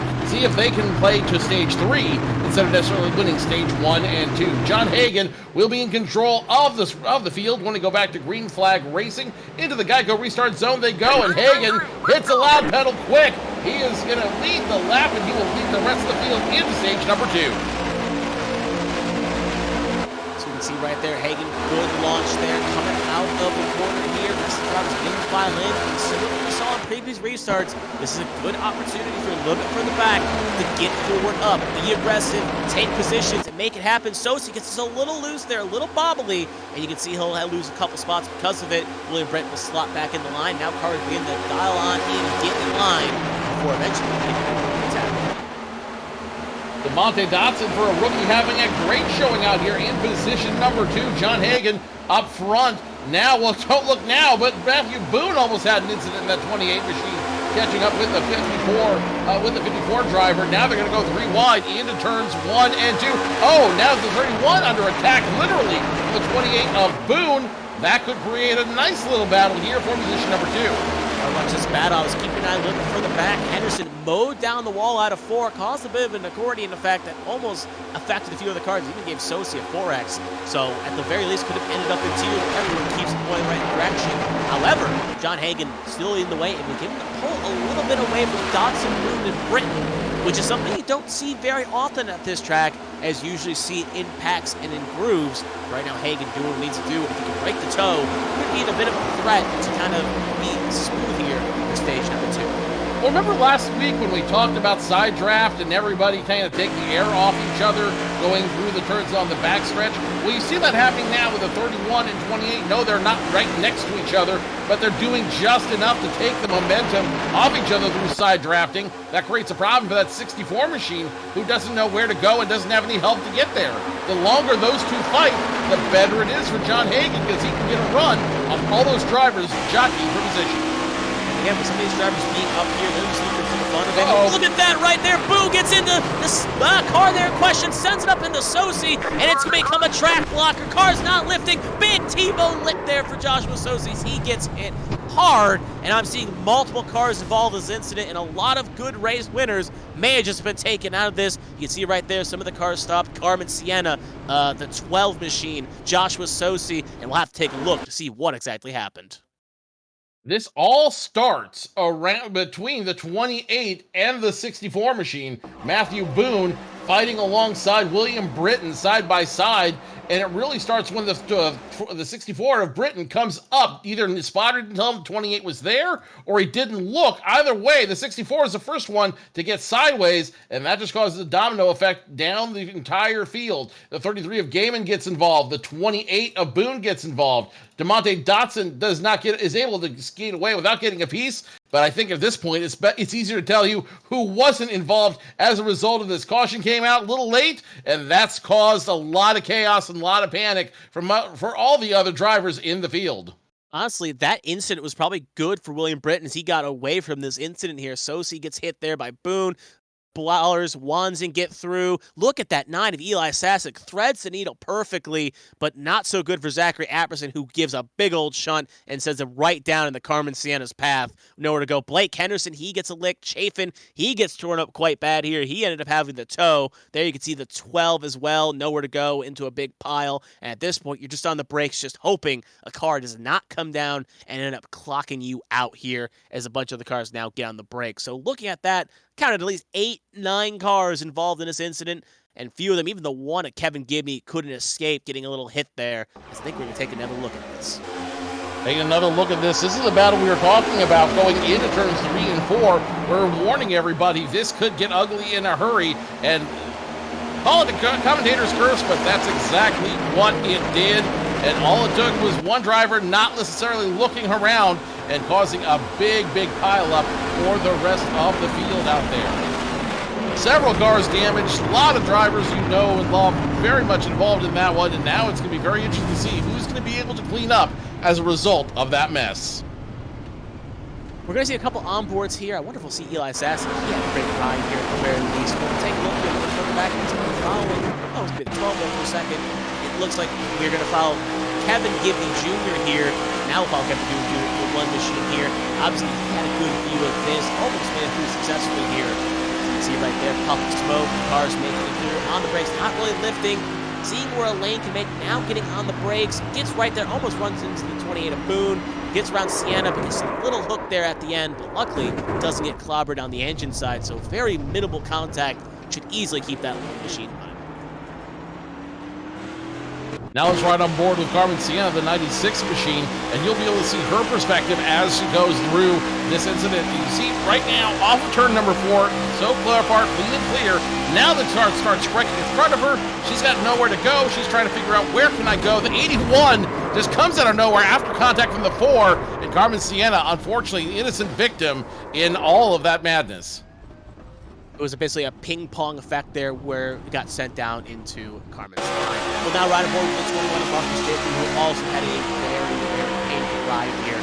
As you can see in the low here, right around Blake Henderson, around the lane, still further back. You can see the puff smoke cap right there. You can see Britton gets flipped down. At this point, you think chaos is going to happen. Now with more smoke, you know you got chaos happening here. Chafin trying to find a lane, and right there gets hit into Henderson. Henderson sends it right in to the 81 associate that just clips the inside wall quite hard, and that is the reason he had the tow. Just ping, pong, ping, and that meant that Jamie outwins. Let's take one more look at this incident from the two of Josh Arnold, the Pizza and Wings podcast machine, doing everything he can just to mind his own business, running a little bit higher out of 3 and 4. He's got a wide look of seeing everything that's happening. You see that on the left side of your screen there, sees everything going, able to thread the needle effectively, avoids the 81, and Josh Arnold may get the safe hands play of the day as a result of missing that accident. That is always a great moment when you can do that and do it successfully. You feel like $1 million, and I bet you right now, Josh Arnold feels like $1 million. A few other drivers maybe feel a little bit less. Maybe some of them have negative values. As you can see, pit lane right now, a lot of drivers with damage clocks well over a minute, and they're just trying to get those cars patched up the best they can. It looks like Marcus Chafin decided to call it enough. He will join the cars in the retirement zone. He's going to pull behind the wall, but it looks like lights are out on the pace car. It's going to be Josh Gaiman taking the flag here with DJ Trout flanking him to the outside. It's Gaiman's control coming into the restart. A couple of penalties worth noting. Joshua Susi and Zachary Apperson, the 81 and the 4 machine, are both given an end-of-line penalty as a result of their parts in the accident. Joshua Gaiman now in the lead, the Marconi Speed Shot machine. Green flag flies, and Gaiman will get a great jump over the 93 and company, and we are restarted one more time here at Fontana.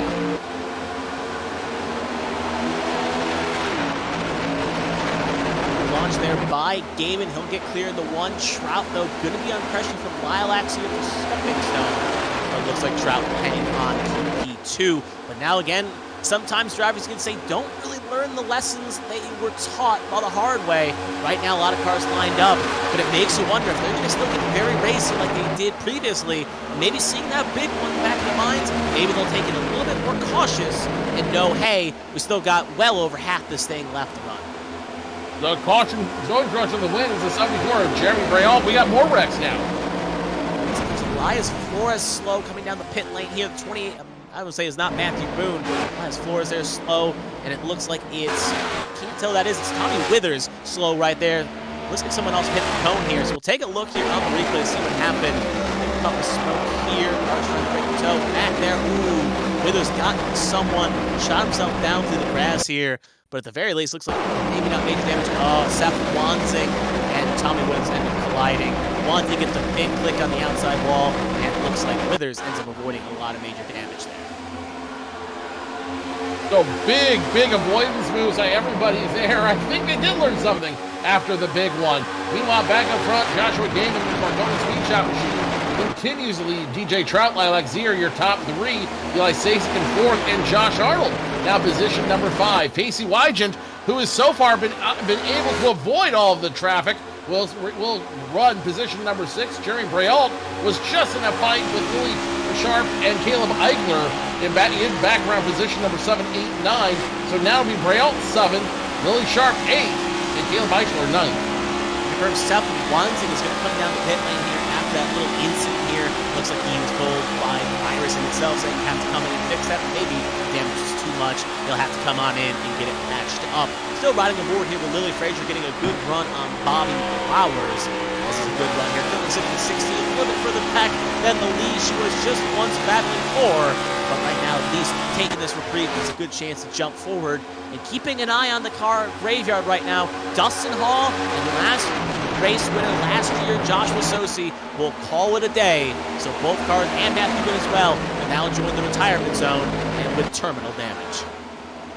That will be 5 cars, I believe, that have now dropped out of the race, and you hate to see that happen so early, but still plenty of fun racing left to go. Now the next battle on the field is around position number 4. It's going to be the 9 of Eli Sasek fighting with the number 2 of Josh Arnold. Side by side they will go in front of them, 2 by 2 as well. Joshua Gavin hold off both DJ Trout and Lilac Zier for position number 1. With this being a situation, obviously, with some strong contenders like Sosi, Boone, Hall, Chafin, all having both bad luck, this is an opportunity for drivers that may not be running up usually, or a driver that may be a top 10 driver that takes an opportunity, get a win, get a good finish, and put yourself in a spot where you may be fighting for a playoff in well over 10, 12 weeks' time. But obviously, we're getting ahead of ourselves here. We're not even halfway yet.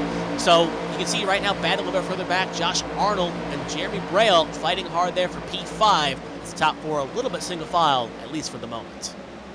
For the moment is definitely the right call there. Now battle for position number 7 is Pacey Wygen's going to follow along the line, get around the 2 easy. Lily Peltier Sharp also in the mix. Don't count her out. She's been involved in a couple incidents, but she still has a car that's fighting, sporting, and ready to go. Caleb Eichler 9th. It'll be Alfred Denny now in position number 10th. And it looks like everybody kind of running single file right now. Again, a little afraid of what could happen.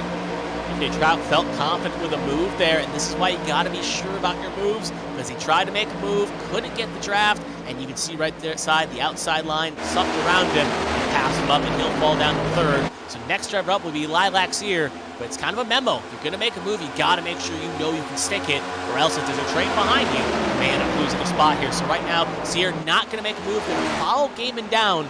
And that's another thing we may see as the run goes on. Tires begin to wear, drivers are going to change their line just a bit and gravitate to different points, because you may not be able to stick the low side with more tires. You can see a car scraping the wall a little bit there, but no one ends up going the wrong way around. Stay green. Right now, it's still the Gaiman Zier show in the first 2 spots. Meanwhile, Eli Sasek, the Ascend team, gets a big shove from, I believe that's a 74 of Jeremy Braille. He's going to give him a big shove to put him up into the position number 3. And now the 74 will take 4th for himself. The 93, after 93 of Trout, doing all of that maneuvering to get him up front, get him to the position for a battle. Not going to have it this time by. He may be trying to make some momentum work on the low side, but with no helpers around him, with nobody to give him that push, the momentum, he's going to lose it really, really quick. You guys see right there, right over with Josh Arnold, Trout had to tap the brake to make sure he didn't end up shooting it up into someone else there. That's going to be 4 spots locked with that 93 Sport Chaser machine. So again, a track like this, you do not want to hit the brake unless you absolutely have to. And you see the ill effects of that happening right now. Still riding aboard with Josh Arnold, now taking the fancy fender camera here at the very front here. As you can see right now, just trying to stay in line. As you can see right there, though, car making a move on the low side, car staying on the high side here, just picking lanes, trying to make things happen. A lot more battles happening around the field. Let's look like Zier, who gets the 74 out of turn. 74 will hit the wall. 74 heavy into the wall. The yellow flag is out. Once again, has even more crashing around him. The 91 involved. Several drivers go spinning, and that will bring out the caution. I'm curious to see if that was maybe an effect of that incident. They were a little bit further back, so I'm not 100% if the Braille incident with Zier may have an effect, but obviously the replay reveals all. So we're going to go a little bit further back here. You can see the puff of smoke, and it looks like John Hagan, the 94 of Pendel, and the 91 of Mongold may have had a piece, and the 91 shoots into the 94, sends the 91 sideways, and kind of hears up the radio chatter. I wonder if Hagan maybe worried he came up just a bit and closed the door on these 2 cars. So it really all starts around the 50 and the 74. Coming off of turn number 4, the 50 goes high. I don't think she realizes the 74. Braille's in that mix as well. She almost hits the 74, going tire to tire with him. And Jerry Braille, to his credit, tries to save it as best he can. Ends up driving it into the wall, holding it against the wall, hoping that it won't cause a caution flag to come out, but it's too little, too late. Yeah, obviously 2 separate incidents happened there. Obviously, the steward/Irising had nothing to really do, especially with the car spinning. Had to call the caution there. Again, I wonder who got the worst lick in those 2 separate incidents there. Braille had the biggest lick. Mongold also had a pretty good lick as well. Looks like we'll follow Constantino actually right on board with the 57 machine, who's had definitely an up and down day involved in the previous incident. She's still running. You can see right there the little bump there, 3 wide. You can see right there. Great wreck avoidance there. Gonna mow the grass though, get a little grass in the fender, but that's the minimalist damage you can get there. She'll continue on quite nicely. And again, when you saw that angle between those 3, it was 3 drivers fighting over a ham sandwich in the real estate. Here's Zier riding aboard with her, and the little conflict she had with Braille. And Zier is relatively okay. Braille, though, similar incident in South Montana to see how that car feels. As he's probably going to come in and try to Let's go ahead and go back to the other incident we saw earlier with Austin Mongol in the 91. We're on board with him right now, and you'll see really quickly he's just going to go for a ride. Nowhere to go for that one, but calls that the contact between the 94 and 44 machine. The 44 of John Hagen gets into the 94 of Chris Pendel. Pendel then ultimately gets into the 91 of Mongold, and you see Mongold go for a ride. Nothing he can do there, and that will bring out the caution once again. So looks like we'll take one more look here of Pendel, Mongol through the wider shot here. You can see right there, Hagen and Pendel tab each other, sends it right up the Mongol, who's an innocent bystander, who shoots Mongol right down in the Hagen. At this point, both cars are spinning, but luckily, Mongol doesn't really get hit by much else. Pendel lays it nicely through the grass, almost piles in the Mongol, but luckily does not end up giving another shiner to either driver. So it looks like we're going to now head back. Actually, we got one more. No, we're actually back to live action, and we see Shad Swatsworth staying out here under the caution here. Last came in at lap 29. So first and ninth stayed out under that last caution. Actually, no, sorry. Stage ended at 25-20. So actually, they came in under the previous caution, and they should have the fuel to make it to the end of the stage, presumably with these caution laps helping. And again, gambling on track position here and going for the clean space. And I think this is the remedy to get the car forward, while the rest of the pack that stayed out under first caution that came out had to come in now to get their mandatory stop in the stage for fuel to get to the completion of stage 2.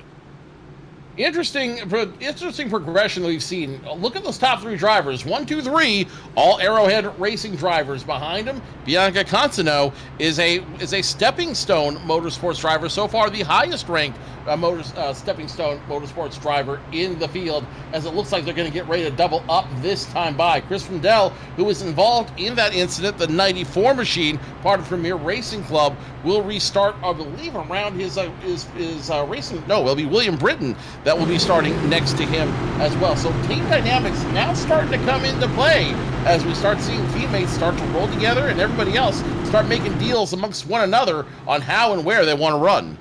Different tracks have different commodities where assistance with teammates can happen. Other tracks don't really help as much as the plate racing. If you had it like on a ranking system, plate tracks like Daytona, Talladega, that's where teammate alliances help. Obviously, some tracks are on the other end of the scale.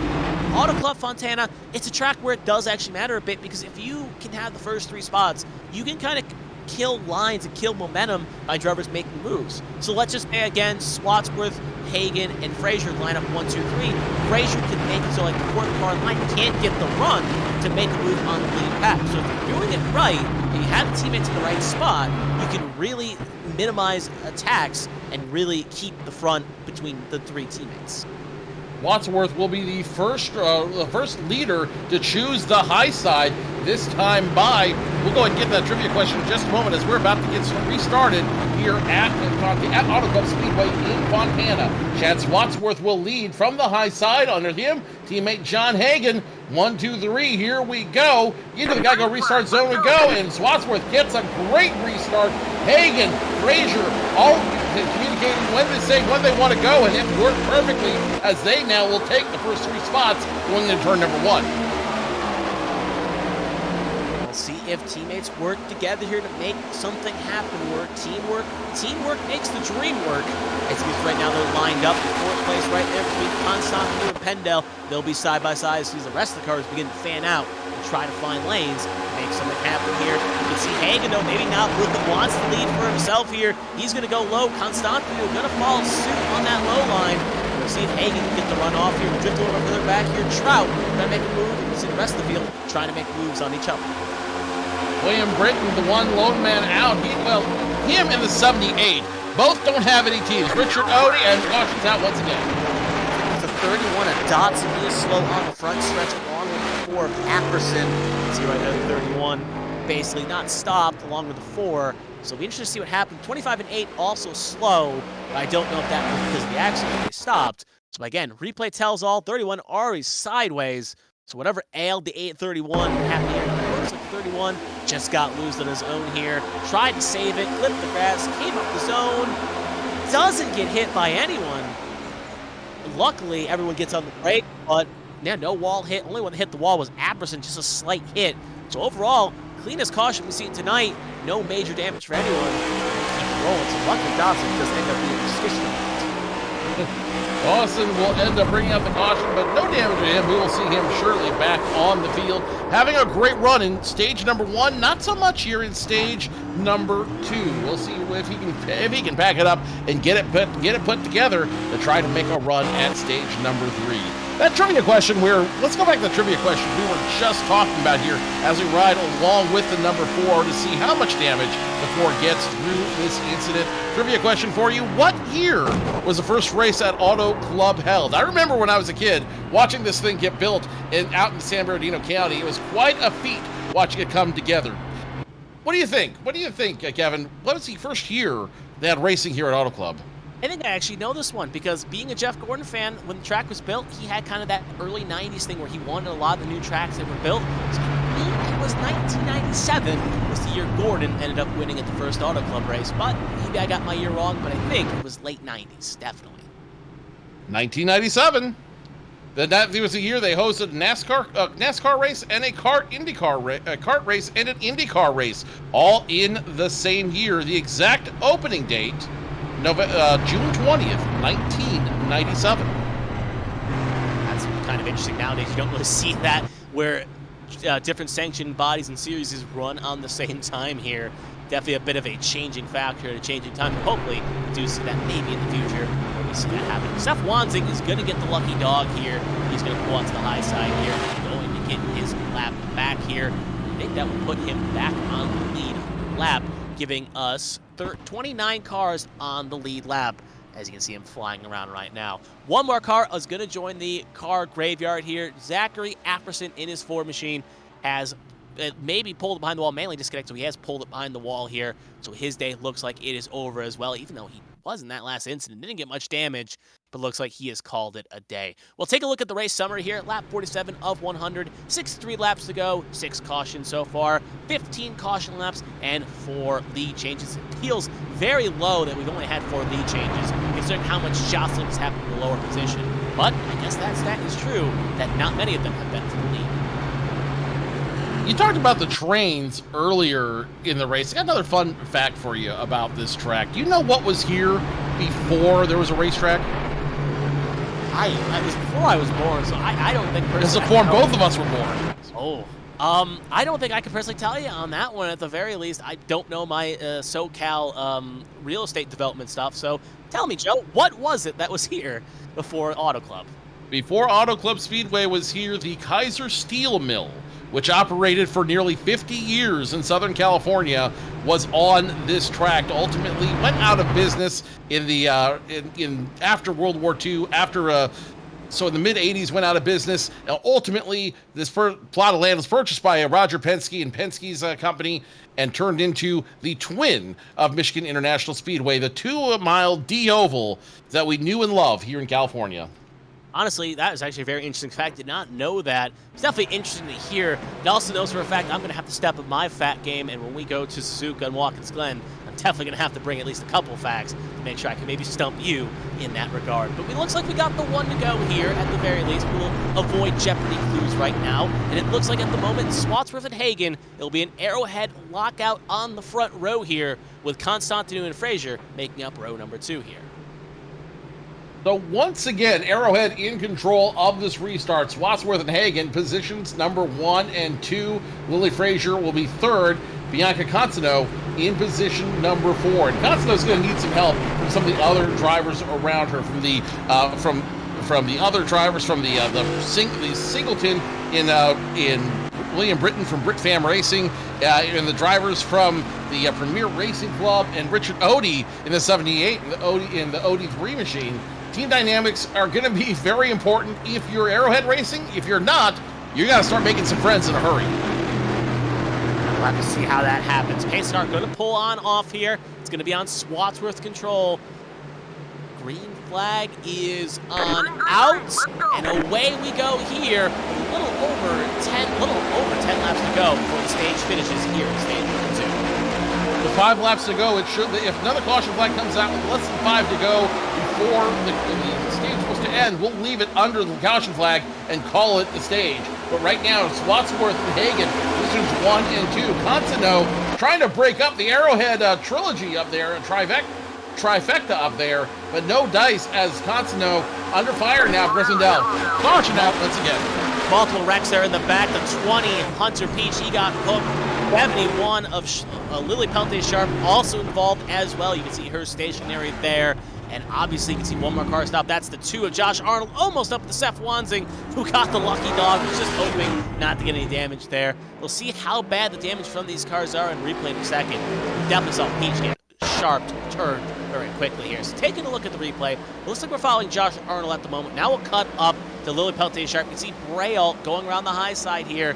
Does that have a pit of peas here? Oh, Thompson and Sharp get together. Sharp gets a little bit loose, and then you can see a bump there between Arnold, Senton. Look at that lick Peach got. He got T-boned. Alfred Denny also gets a piece as well in that little early scuffle that sent Hunter Peach sideways across the track.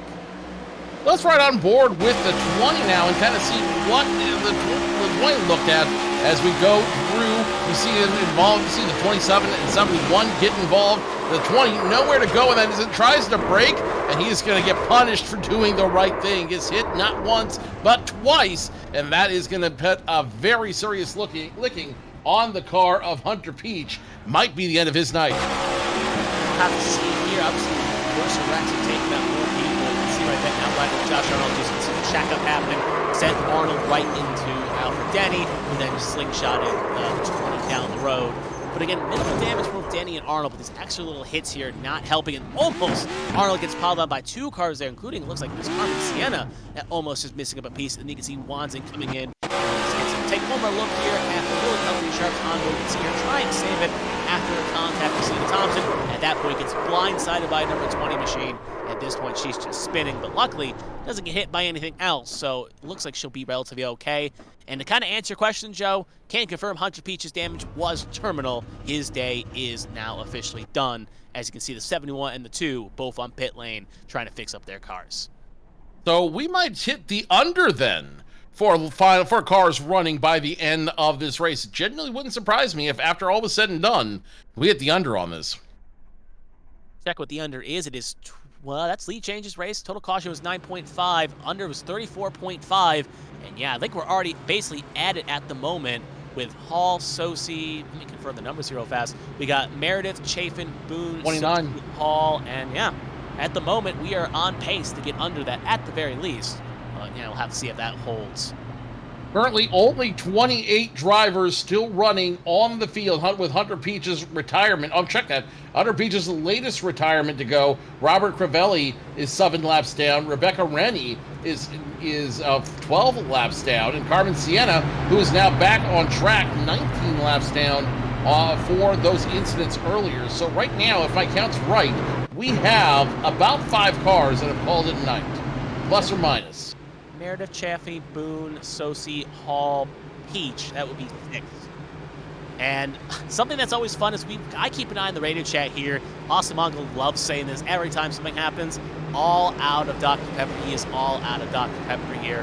And, well, that's quite a shame here with this race not even being half over. Hopefully someone maybe listening in can go get him a Dr. Pepper and keep him all fueled up at the very least. But looks like we got the 1 to go in the pace car here. It's still going to be Swansworth, Hagen, and Arrowhead lockout to take the front row here. You think Austin Mongold vacations to Fansville during the fall? I don't know. That's definitely a place I think he would quite like here. You got to pick your allegiance is what you want. You can see right there the little arrow stripe of Dr. Pepper. He also runs a Dr. Pepper scheme in the HTL Cup Series, so definitely loves his Dr. Pepper. And heck, if he wasn't driving for Ascent, I think he'd probably have a Dr. Pepper scheme on if he could. But hey, you pick something, you like it, and it motivates him to keep going. And probably he will be vacationing in Fansville once the season ends up concluding here. Probably got season tickets ready to go for the team in question. Wouldn't you want to be a Pepper too? Was the question they asked in the 80s, and I think I know the answer for Austin Mongold. Definitely an easy question to answer here. We're about to go back to green flag racing, and when we do, Shad Swansworth will restart it and the top line for the 3rd time to the night. John Hagan back in second. Willie Frazier will run in third. And Chris Pendel trying to break up the Arrowhead trifecta in position number 4.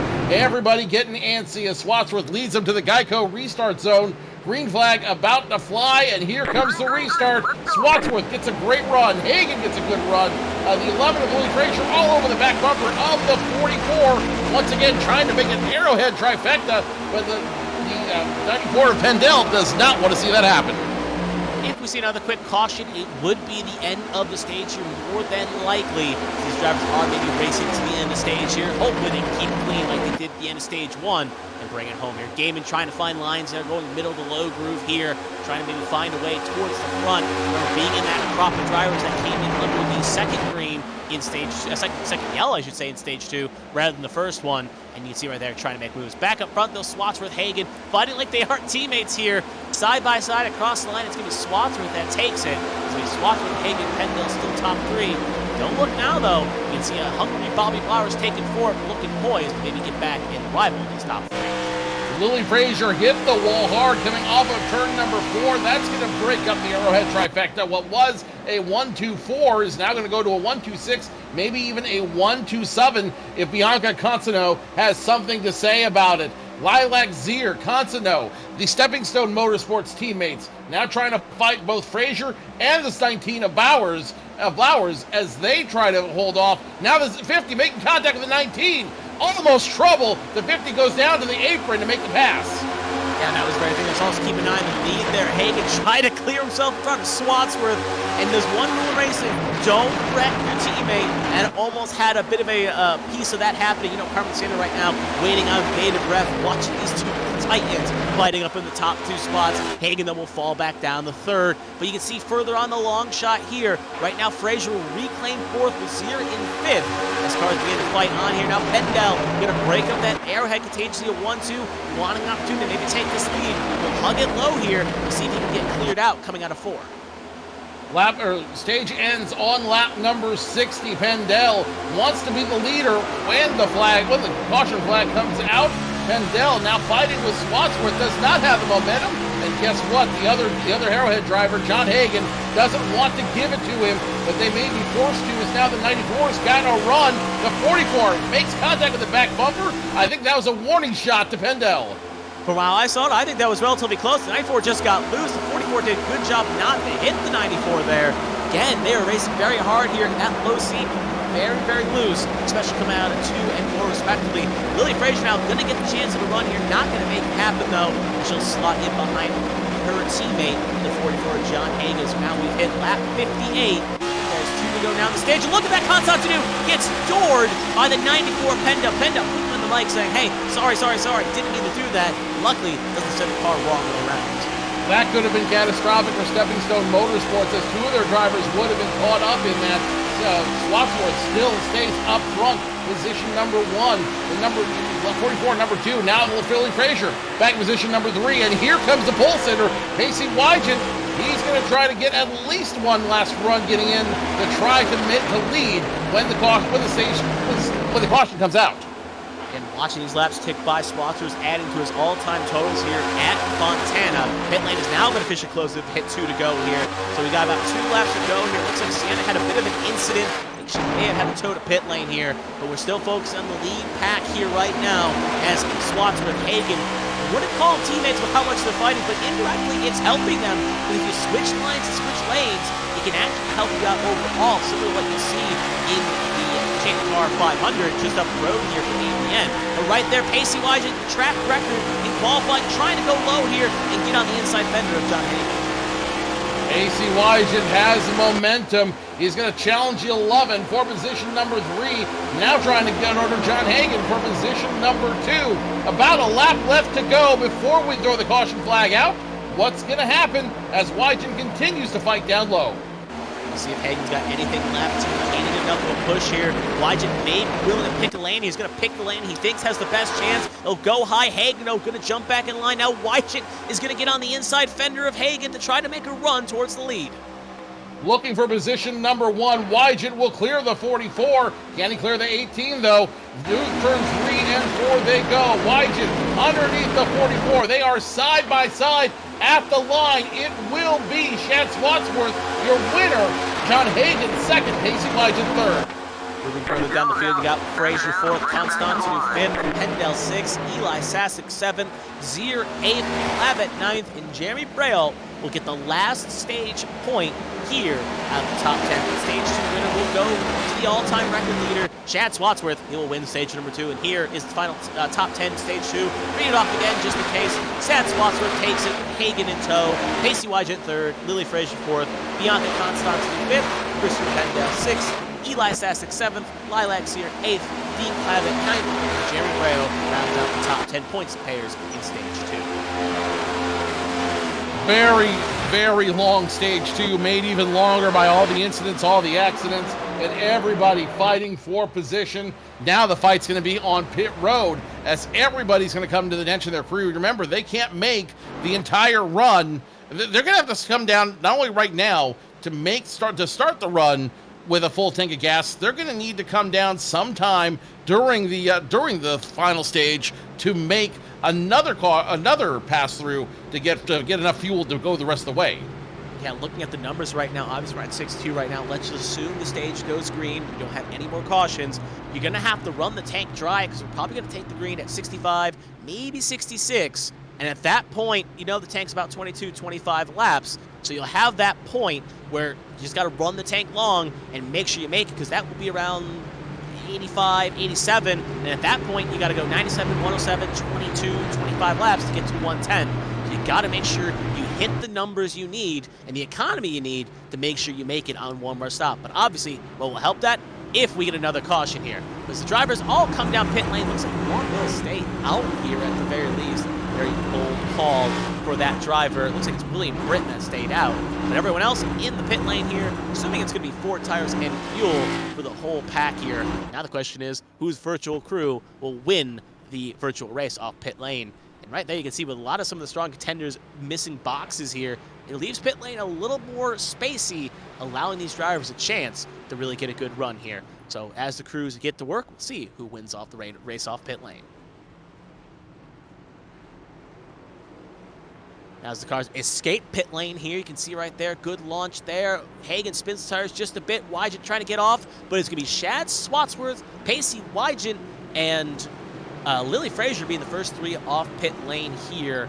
Should be worth noting, Kevin Gibney, who came off 4th, looks like he took a 2-tire strategy, and I believe Tommy Withers also gained a few spots by going fuel only for his troubles. That can leave both drivers at a slight disadvantage. So we'll have to see how it all plays out. More importantly, 2 cars elected to stay out. One was William Britton, the other being DJ Trout. Both of them right there occupying our screens here. Looks like Britton will take the high side here. Trout will be elected the low side. Now the question is, with both drivers coming in at 51, so similar to what we saw at the end of stage 2 with some of those drivers electing to stay out, they made it work. We'll have to see how it all plays out. So right now, though, different strategies making it work here. I think it's going to be quite interesting how this all plays. Coming up on the ABN schedule, obviously we're here today at Auto Club Speedway in Fontana, but coming up, May 13th, we'll be at Las Vegas Motor Speedway, 238 miles in the desert. We'll see how the high rollers take to it. And then May 20th, we go to up to the wine country in Sonoma Raceway in Sonoma, California, 596 miles away for the first road course of the season. That'll all be here, right here on ABN 1. You won't want to miss it. It's not a winter series because it'll be quite fun to go out to the West Coast if you're on the East Coast where it's cold and wet, damp, snowy. But obviously now that we're in May and June in the virtual world, it's getting a lot warmer and a lot more hot and a lot more humid. So it's maybe not the most enjoyable for the West Coast swing, but still very fun to be out on the West Coast. Quick race summary as we hit the end of stage number 2. It's lap 63 of 110, 47 laps to go, 8 cautions been thrown in the book for 22 caution laps and 7 lead changes. I was about to say, speak for yourself, Randy Newman. I love LA. I'm loving the LA weather. I'm loving the LA racing. We can do this all season long for all I care. I will leave my heart in San Francisco. You go back east. Hey, I like the East. My heart's back in New England at the very least. Waiting for someone back in Boston. But anyway. Please come to Boston. Quoting song titles enough here. Let's see if we got any more left in the jukebox here. As we see them getting bunched up here, we're going to get the one to go here. We're going to see the pace car pull on off. It's going to be William Britton's control. William Britton looking to be a jukebox hero tonight in the Singleton, the Brit Fam machine. Can the Singleton win the race without any support from other team members? Into the Geico restart zone we go. William Britton gets a big run. DJ Trout on the low side, but look who's behind him. Casey Wygen has found his way back up front and wants to take back what's his. Like he's got those fresher tires in comparison to the two cars around, so this could be a bit easier. Obviously, it's a little deficit of less than 9 laps, but you definitely 9 laps can play quite a factor. Whoa. If you're not careful here, as cars slide up here, trying to take evasive action to avoid hitting walls. Few cars tap that wall. I think the one at Gibney may have hit it, or I think it was actually Frazier may have slapped it just a tiny bit, but everyone keeps it pointed in the right direction. Casey Wygen was one of those drivers who made a big wiggle coming off of turn number 2, able to rescue it, and he will stay in position number 3. Back up front, DJ Trout fighting with William Britton. Can Trout get the lead this time by? He's going to go low, try to make a run to get that lead. See right there, Trout, and see if he gets the good clear here. Still side by side, about getting the run off necessary right now, and I think Trout's going to clear himself. He will. Almost going to give a bad arrow wash to Britton, but Britton, maybe not the smartest choice to jump out of line here when you don't have the toe, but he feels like he's got the chance as he sends it off in the 3. Excellent crossover by William Britton, the Brit Fam driver, with nobody else to help him out there. Makes the crossover, but here comes the 93. Is this a double cross? I believe so, as the 93 machine makes the move, and he will once again, the Premier Racing Club driver will once again take the lead. Sadly, it will not be a triple cross here at the very least. Or maybe I have to speak a little bit too soon here as Britton's going to try to go high side here. Trout feels more comfortable on the low side. He'll get clear up, so the triple cross is sadly off the books, at least for the moment. But that's at the very least, those past couple moves is going to add a couple more lead changes to our lead change total. Back towards the rear, back further in the field, Chad Swatsworth in 4th, Lily Frazier 5th, and now there's a battle brewing around position number 7. Lilac Zier behind him, Tommy Withers, Bianca Consano, those drivers, the stepping stone drivers, trying to work together to keep some traffic behind them. The 2057 makes the cut up in front of the 9. The 9 machine nowhere to go, and Eli Sasek has to try to hold off his aggression for one more lap in order to try to get around Consano. It is what those drivers mentioned. Two tires on his stop here. Constantino gets a little bit of a wibble there. Going to get back in line, though, right in front of the 9 Eli Sasek. No harm, no foul, but luckily kind of checked up both lines to indirectly help Constantino from the downside. Lost a little bit of time. Withers, though, gets it a little loose on the apron. He'll have it saved. Gaiman, though, going to try to beat around 3 wide. Gaiman gets in the Gibney. They're stuck together. They get unstuck. Can they save it? No, they can't. Withers gets shot right in front of Clavat. And now cars piling in. Blauer's big hit on the outside wall. And a bunch of other cars, big licks there. Gaiman looks like he'll skate through relatively unscathed, though. He'll skate through relatively unscathed, but you will know who won't. It's the driver of Tommy Withers, the driver of the NFG Toyota Camry. Look at that replay. The 33 and 1 start everything. You get back and forth. Now you see what happens there. The 33 gets into the 23, and that just stacks him up in front of him, and that'll catch a lot of drivers off guard. Everybody trying to go out of their way to avoid the wrecking.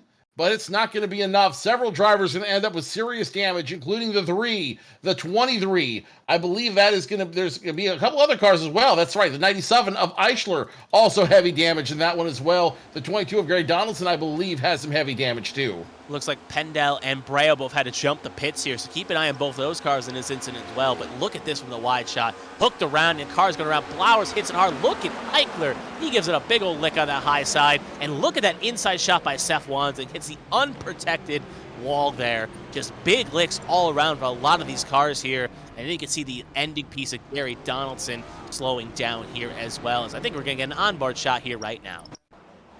Let's follow along the onboard camera of the 44 of the 44 machine. That belongs to John Hagan. You see exactly what happens in front of him. He's able to get away for the most part without any damage, able to avoid the wreck cleanly. But you see what exactly happened and how that all started. And the only problem we don't see from this, you don't see the full chain effect of what happens afterwards. You see a more perspective here as well. well, following Christopher Pendell at the very least. The slot line, he's out his head to toe here, so something's going to happen to him. He's on the brakes, he's on slow, going low, gets around Gaiman, but right there, Wanzi gets it in, and it wasn't Wanzi to hit that wall, it was Pendell that gave it a big lick. With both drivers getting big licks there. It looks like we're going to also get a perspective of Wanzi as well. Let's go more than Wanzi to see exactly what he saw going off. He's quite a few positions back from everything, but you know he sees the smoke right there. He's going to try to go low to avoid all of it. The 23, no dice. The 23 will jump right in front of him, ping-pongs him off the inside wall of pit road, and that could effectively ruin his night. Yeah, we'll have to see here. Red and check this. We'll take a look here. Tommy Withers from the flip camera here. Withers gets sent highway right into Flavin. Braille ends up shooting him down the line. And you get to see, Braille gets slotted hard there. 3 piles in the Withers, and at that point, again, a lot of good cars end up getting a lot of torn up fenders. Let's take one more ride on board with the two of Josh Arnold. You guys asked for it, we'll give it to you. The two of Arnold first makes contact with the 71, then sees all the drama unfolds around him. Through the field he goes, able to avoid it. That's a second big wreck that Josh Arnold has avoided tonight. And incredible driving once again. Arnold finding all the spots to go, all the places to be. Definitely a great run for him so far. Yeah, PSA 10 Charizard knows how to call great wreck avoidances there, spots the cameras perfectly, and knows how to direct it. So obviously, if you're in the chat right now watching live, first of all, thank you for watching live, as this is ABN Esports 1 for the HTL Fontana 350. I'm Kevin Young with Joe Cortez and Kristina Ryan operating the cameras. Make sure you chat, because we'll make sure we're keeping an eye on the chat here, and we'll see what you have to say in the chat. Right now, Josh Arnold, he is going to be the ABN safe driver of the race winner here with 2 great wreck avoidances to his name. So matching his car number, he'll have 2 matching 2 safe wreck avoidances.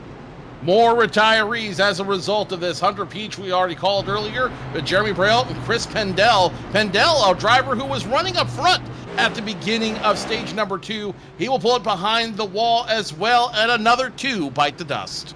And that will add 2 more cars to the graveyard here. Looks like that will give us 30 cars still running. I think Sienna is still running along with Rennie and Wanzi. Right now, Wanzi's still on the pit lane, and Sienna and Rennie are both down the line.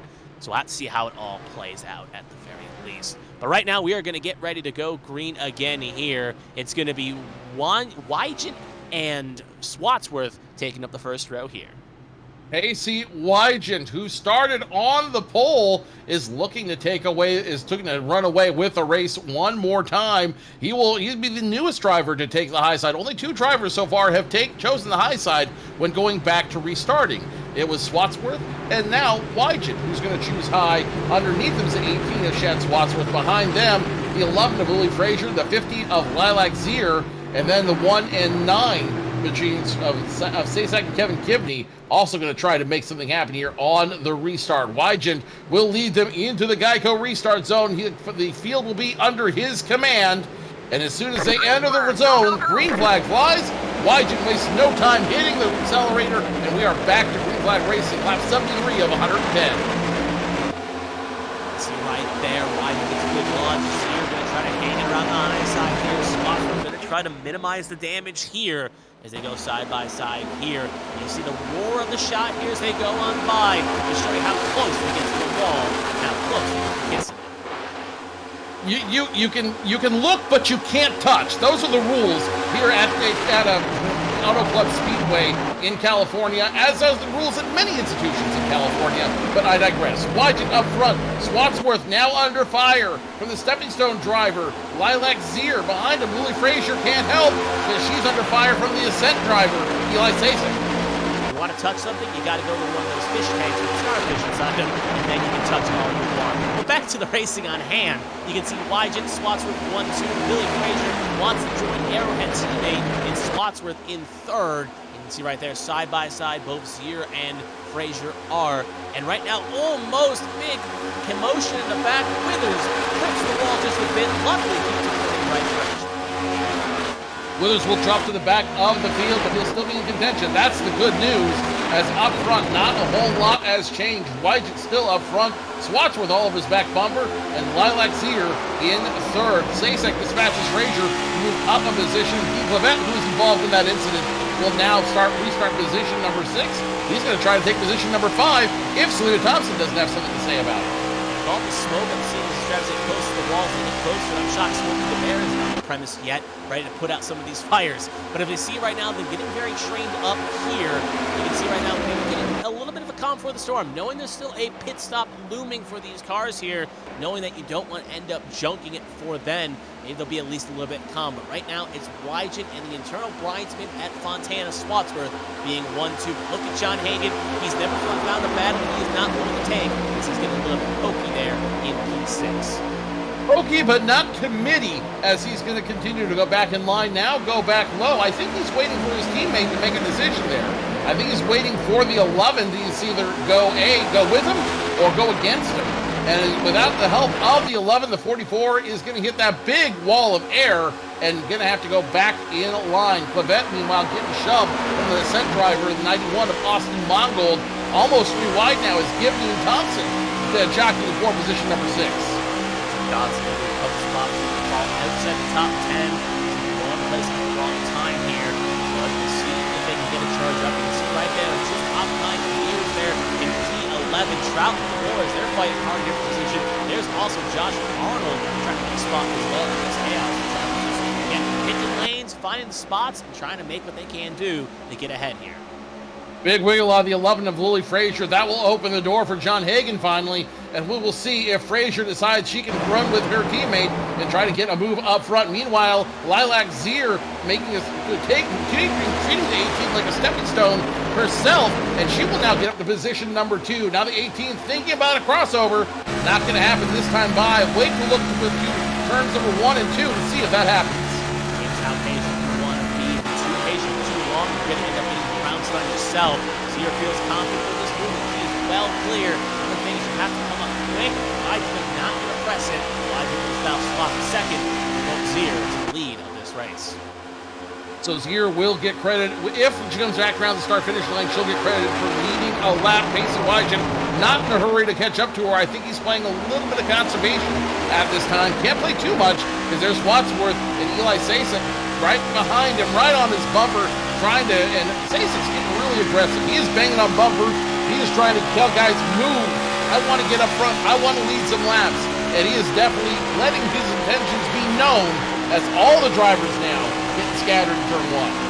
And again, with this race, if you can find a way to win when you're a full-time competitor, you do not have to worry about the next 14 rounds, and you'll feel kind of confident going into that point. Obviously, you're still going to run hard, but it gives you kind of a safety net where the next 14 rounds, you can be as aggressive as you want. You can be as crazy as you want as long as it takes you out. But you can be willing to go for another win when you may not need it. And that may be fuel and fire to some of these drivers. Right up front, it's still Zier, Wygant 1-2. You can see again, that's third and 6th, getting racy. They're getting a little bit antsy. I think one's going to be willing to make a move eventually to try to get back towards the lead. The one that keeps trying to make a move is a 44 of Hagan, now getting cut off by the 9 of Sasek. Sasek now adds a little bit of momentum to try to get around Swatsworth and realign and reunite those 3 Arrowhead cars that were up in the lead. But the Ascent car doesn't have the full momentum to ascend. No, check that. Wygant is going to try to cut him off as a 9 tries to make the ascension. It'll be 3 wide coming off of turns 3 and 4. Wygant in the middle of that sandwich. The only person who benefits, Chad Swatsworth in second. Touch there. I was worried that we would see a hook there for a second, but all professional drivers, they keep it straight. Sass was going to be the big loser here. He's going to lose a couple spots here, so ended up going for the move and ended up losing the most spots here. Now Wygant looking like he can get back second position, but here's the problem. Arrowhead seeming on the high side is going to help push. 2 of them are going to keep Swatsworth's train on the high side, and Wygant may be on the fast track to a few spots lost. Meanwhile, Sasek will once again catch up with his teammate, Austin Mongold, the 9 and 91, trying to work together to make something happen. That is if the 93 of DJ Trout, the Premier Racing Club driver, can't break those 2 up. He will get in the middle of them, and they will run in line. Meanwhile, Wygant, no dance partners for him.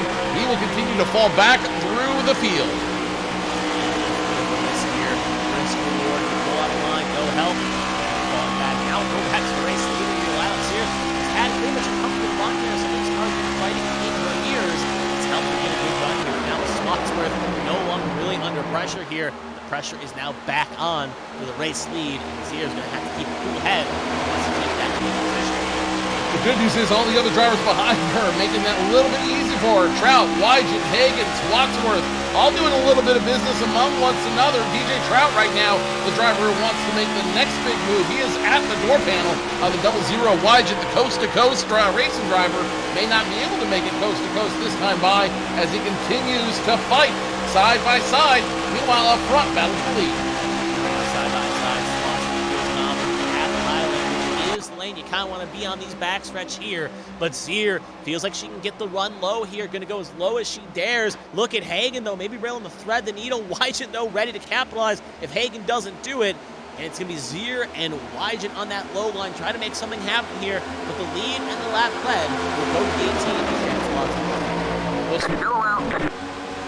Caution out on the field once again. We're trying to figure out where exactly it happened further back in the field. And right now I am looking. It looks like it might have involved, I'm not sure actually. Maybe the 57? I'm not sure either. It looks like Constance was a bit slow. I'm not seeing anything pop up in my battle box of information, so it may have been minor. We'll focus on Constantinu here and see exactly what may have happened here. And it looks like it was Gibney just up the road there. And you see Gibney taps the wall. And at that point, you can see right there, gets into that car behind, shoots it sideways. A Gaiman trying to save it, shoots him low, and gets a little bit of a help there by the William Britton there in that 64 machine. Joshua Gaiman will go around one more time, and he's going to go ahead and let it tow and pull it behind the wall. That is going to be his day as well. I think he's just frustrated that he had a great car all day long and could not capitalize with all of these incidents. Let's follow along with the 64 of Britton real quick. Go to that last half lap, and you can see just how the 33 gets hooked coming off of turn number 4. Side by side, nose to tail, they continue to run 64, and just notably, the 33 gets in the back of the 1. That causes the 33 to get loose, and next thing you know, he's gone for a ride.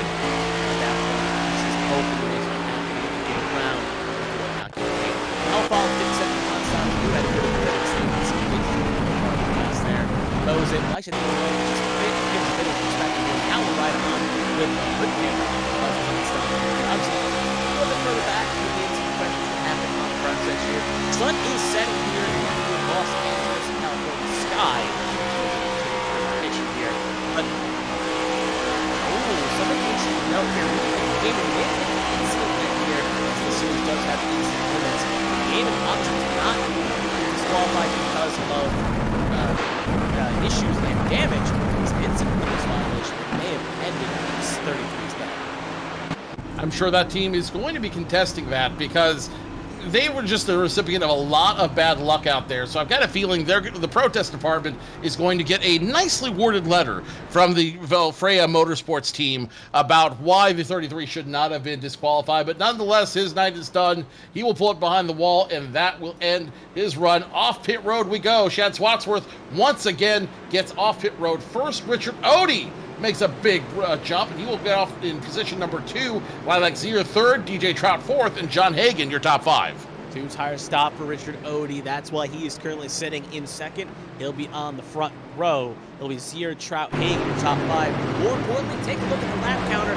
25 laps to go. When we go green, will be about 23 laps to go. That is within one fuel tank left. Now, obviously, we have a couple extra cautions, green, white checker or something. That could play a factor. This number could be needing to save a little bit, like we saw last week in the HTL 500. A few drivers were a little bit uncomfortable with their fuel concerns. Here's the 3 of Robbie Crevel coming down pit lane there. Misses box just a bit there, and we'll have to reverse it back up, just trying to complete this race and get as many spots as can as drivers begin to retire around him.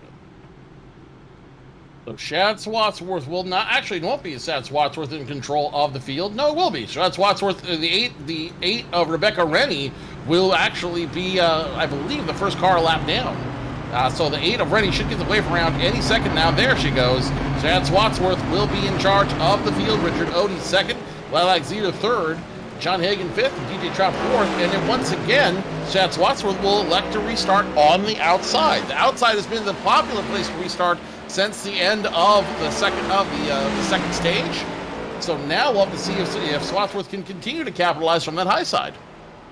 Obviously, Rennie making her debut here. Obviously, multiple laps down here. If more cautions come, though, she can get back on this lead lap. So she's kind of hoping that chaos continues to grow here at the very least. But back to the lead here for a second. Swatsworth obviously takes the high side here with Odie on the other side. Honestly, Swatsworth, I don't hate the call. Obviously, he's someone that has a lot of experience around here. You're definitely someone that if you're someone he tells you something around this track, I think I'm willing to take that advice at the very least. I think I'm willing to take that advice too, only because it seems to be working and every other drivers know that you're running out of time. You have to make something go this time around. You have to start making your moves if you want to try to win this race. So with that in mind, everybody's now going to do what they can. They're going to start working with who they can in order to start making those runs. We know this track is very racy. We know as it gets colder, it gets a little grippier, and these drivers can do more with it. The question, is who will be able to do what, and who feels like they have the best control over this field? Swatsworth in control as the pace car makes a hard left turn down pit road into the Geico restart zone. They go one more time. Swatsworth stacks him up a little bit, but he will get a good restart. Richard Odie, another Singleton driver, stacks him up low, and that could be a problem for the 50 machine of Lilac Zero. Stack-ups can happen. Obviously, Odie on those 2 tires compared to the 4 around. Ease have a bit of effect and easier risk. The tire themselves affect that low line and allow Trout to get promoted up to 2nd position. As cars fan out here, you can obviously see a little chaos, not chaotic in this front part. Looks like Josh Arnold and William Britt are both going to come in this time by. It's a bit odd, but again, maybe the incident limit, they may have to pit here because you have to see here both of them coming in, which is a bit odd considering their part on the track. And Swatsworth now under fire from DJ Trout. He wants to lead some laps, goes down to the apron, trying to get as much momentum as he can. He will have the 18 by half a car length. Nope. The 18 says, I got the momentum. I'm going to get that right back from you. So Trout, Swatsworth side by side. Richard Odie in position number 3. John Hagen starting to get a little impatient. He wants to get around and start fighting for the front. Odie is definitely a driver that I would say not used to the situation, but definitely not always up here. He's definitely taking advantage of the opportunity. He wants these 2 tires to field gripping quite well. Right now, he's making this work perfectly. He's now 3 wide, 14 3, hanging on to him. But another rookie glancing to his low side, missing the 2nd here. Side low right there's Dotson, who's currently in 4th, now 5th. So a lot of rookies in this top 10. You got Hagen and Mongold and Dotson are rookies in this top 10. I believe, correct me if I'm wrong, but I also believe Richard Odie is a rookie as well. Yes, the Odie racing driver is trying to stay in 3rd, if at least. And he is a rookie that's trying to run up with these guys as well. So good for him, holding off all these other drivers, trying to stay in 3rd by himself. No teammates to call his friends. He's just going to drive it like there's no tomorrow. As for him, there may not be a tomorrow if he doesn't win. And it's not easy to capitalize. He's got no doubt to capitalize the season early. Make sure you capitalize when all the drivers have falters here. And he feels confident to take it on the high side here with those 2 tires. Swatsworth going to block it up. Oh, he clips the wall there. Not going to shift a little bit of speed here. Now car's going to fan around him. Hagen, Thompson, Dotson, all going to slot around here. So Odie goes from the half to the have not. And he'll fall down to 7th. Well, down 7, but certainly not out. We've seen other drivers recover from that.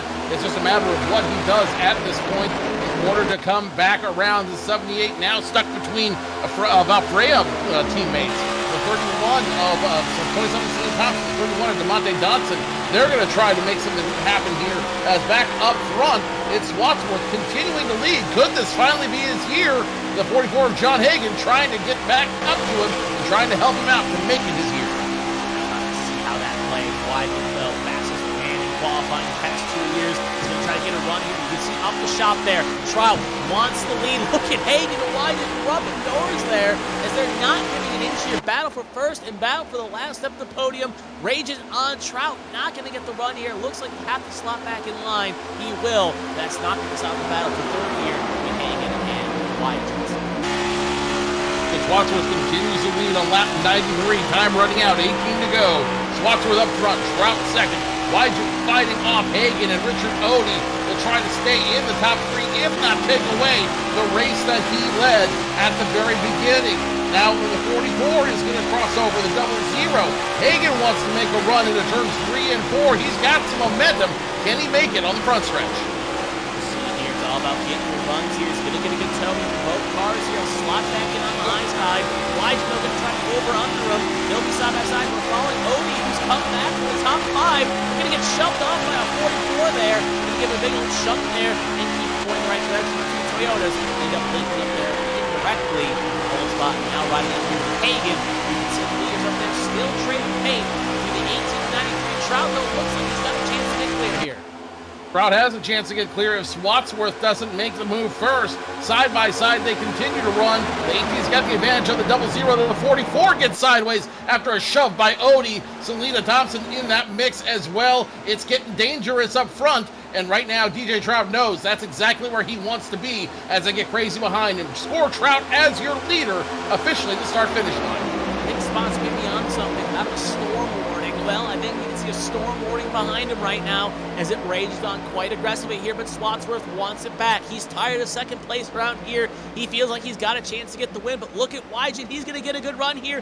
Nowhere to take it, though. We'll see if he can't push his 18 clear here.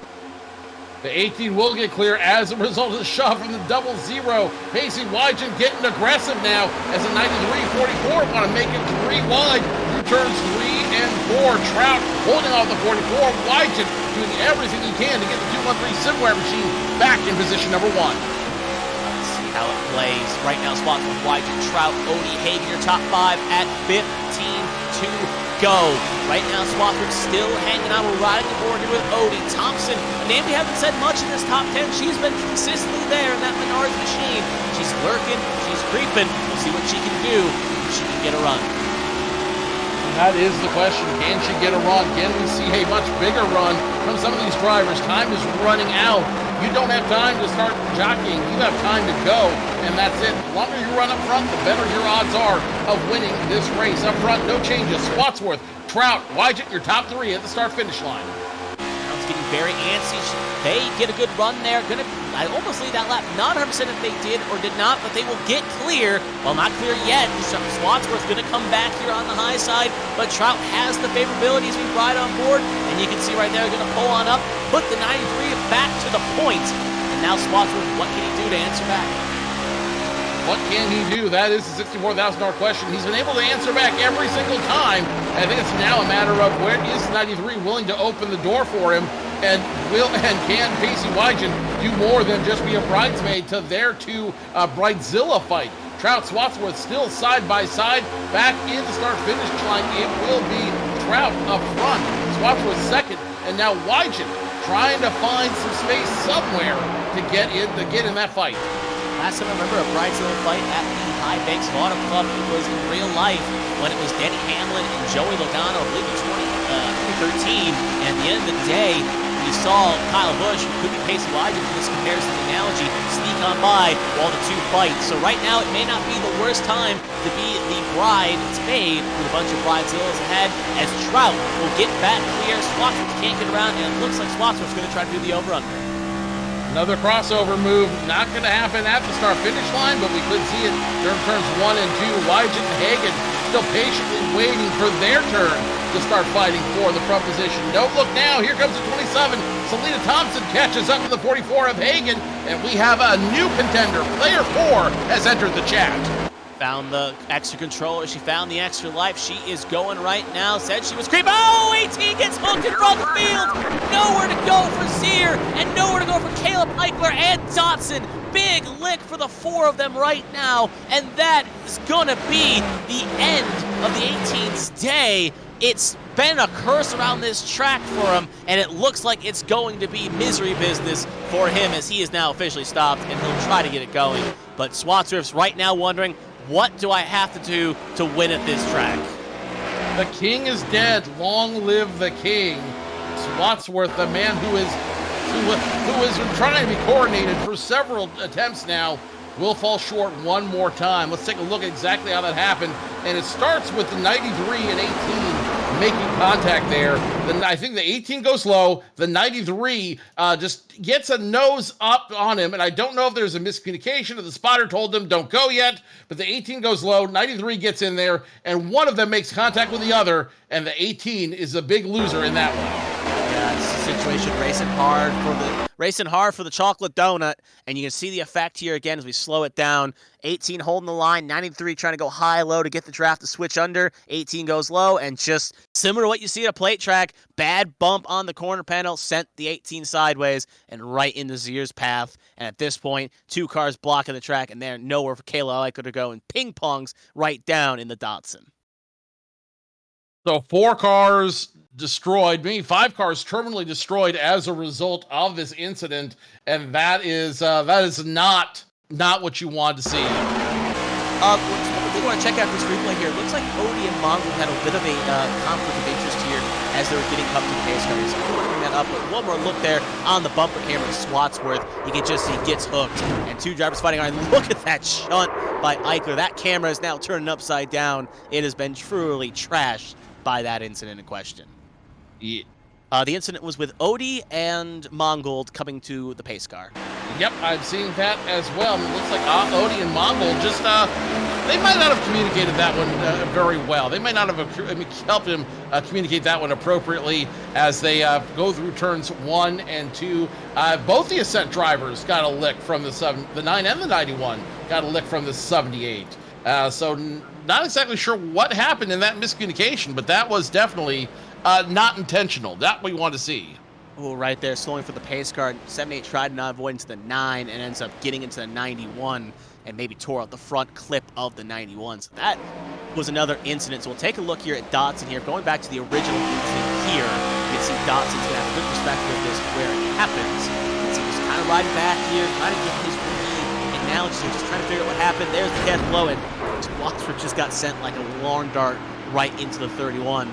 Maybe hoping that American Airlines flight that just got sent into him ended up not colliding there, but sadly it gave Datsun a big old shiner. Yes, that it did, as we see now one more replay focusing on the 18 and the 97, just nowhere to go. Puts the 18 in the 31's away. The 31 also nowhere to go, and unfortunately, that's just an incident where you have to where everyone just gets collected, no faults of their own. That's just racing. Unfortunately, that is the risk you take when you get in the car. Yeah, 2 drivers fighting hard here. Look at that avoidance by Gary Donaldson and Kevin Gibney. Both avoid hitting major pieces here in that incident. One more time now off the perspective of Swatsworth. You see from the 12 machine, you see just what exactly happens there. The 18 goes low, and then it's not sure who made contact with who, but that's a chain reaction down the rest of the field, and there's nowhere for anyone to go there. That is just bad luck and bad timing. So we had a big shakeup up front here. Bunch of cars came in. Wygett, Trout, Hagan, Denny, Donaldson. Half the field came in here for 4 tires in fuel, while Thompson, Sasek, Gibney, Flores, Sharp, Constantinu all stayed out. So have and have nots. The question is, can those tires hang on for 9 laps? The beneficiary of that is the 27 of Selena Thompson, looking for her first win on the season. Could be the first one to punch her ticket into the playoffs. Eli Sasek ends up getting up there in second. Kevin Gibney Jr. in third, and Elias Flores. 2 Ascent drivers down low, followed by 2 Stepping Stone drivers, and the 1 machine of Kevin Gibney Jr., the Valfreya machine, who is also a teammate of the 27. See how it all plays. Will teammates help out and work out hard here? Pacer going to pull on off. It's going to be on Thompson's control in the restart zone. Away we go. Good launch by Thompson, but it looks like Sharp hard line there. Spun the tires. Is going to open the door for Sass to jump on up. And team dynamics immediately come into play, sort of, because now you see the 27 getting passed by the 1. The teammates, they may be teammates, but they're also competing for the win. Kevin Gibney gets in front of Selena Thompson for position number 1. Eli Sasek had a partner in Elias Flores back there. Now he's just fighting for his own right. Now don't look now. Here comes Selena Peltier Sharp. She's going to try to fight with the pole sitter to try to make some noise herself. And again, keep an eye on the tire strategies here. Again, Gibney, Thompson, Sasek on 80, came in last at 85. The rest came in 100, about a 15-lap difference.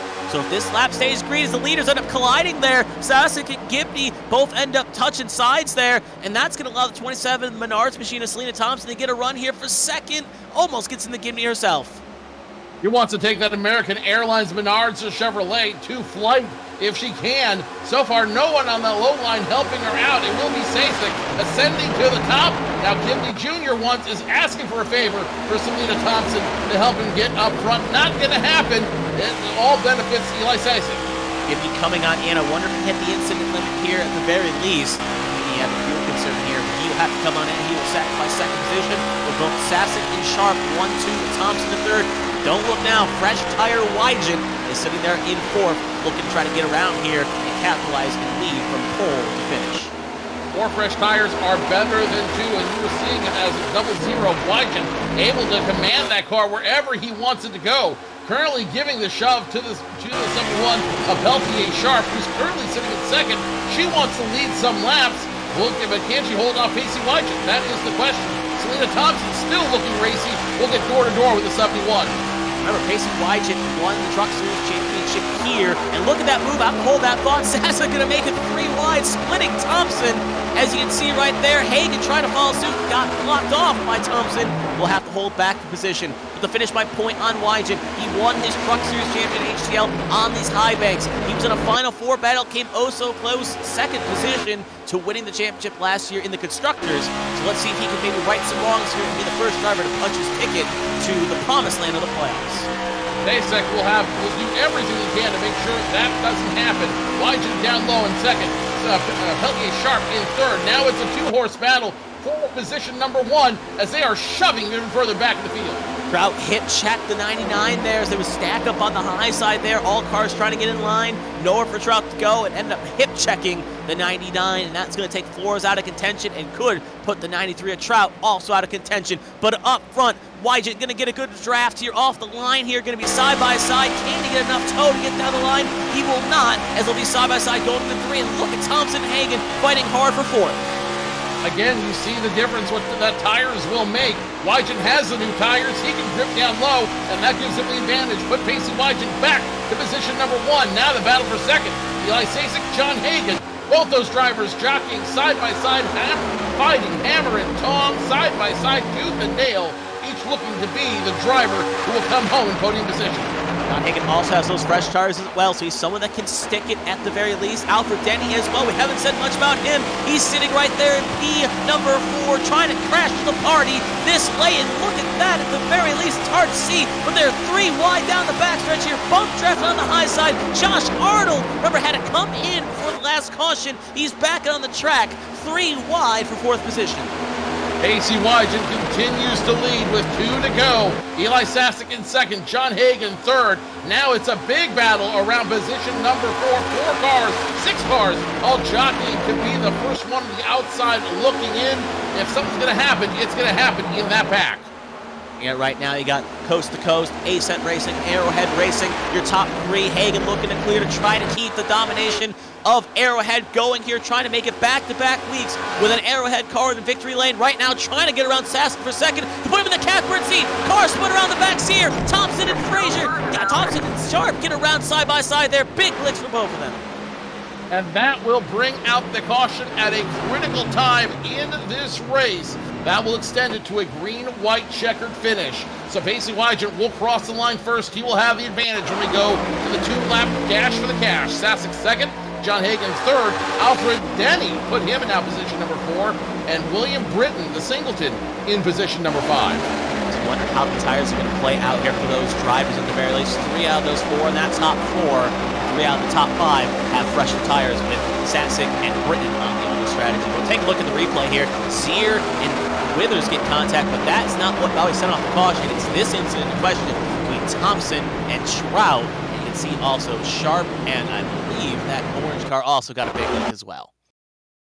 That second incident, we take a look now from the blimp cam. You're going to see just how all those drivers come together And I've got a feeling this sun setting is not helping their visibility out there as they continue to run side by side. It really starts around the 27, who gets into the 71, and that starts a chain reaction among them that will ultimately bring out the caution.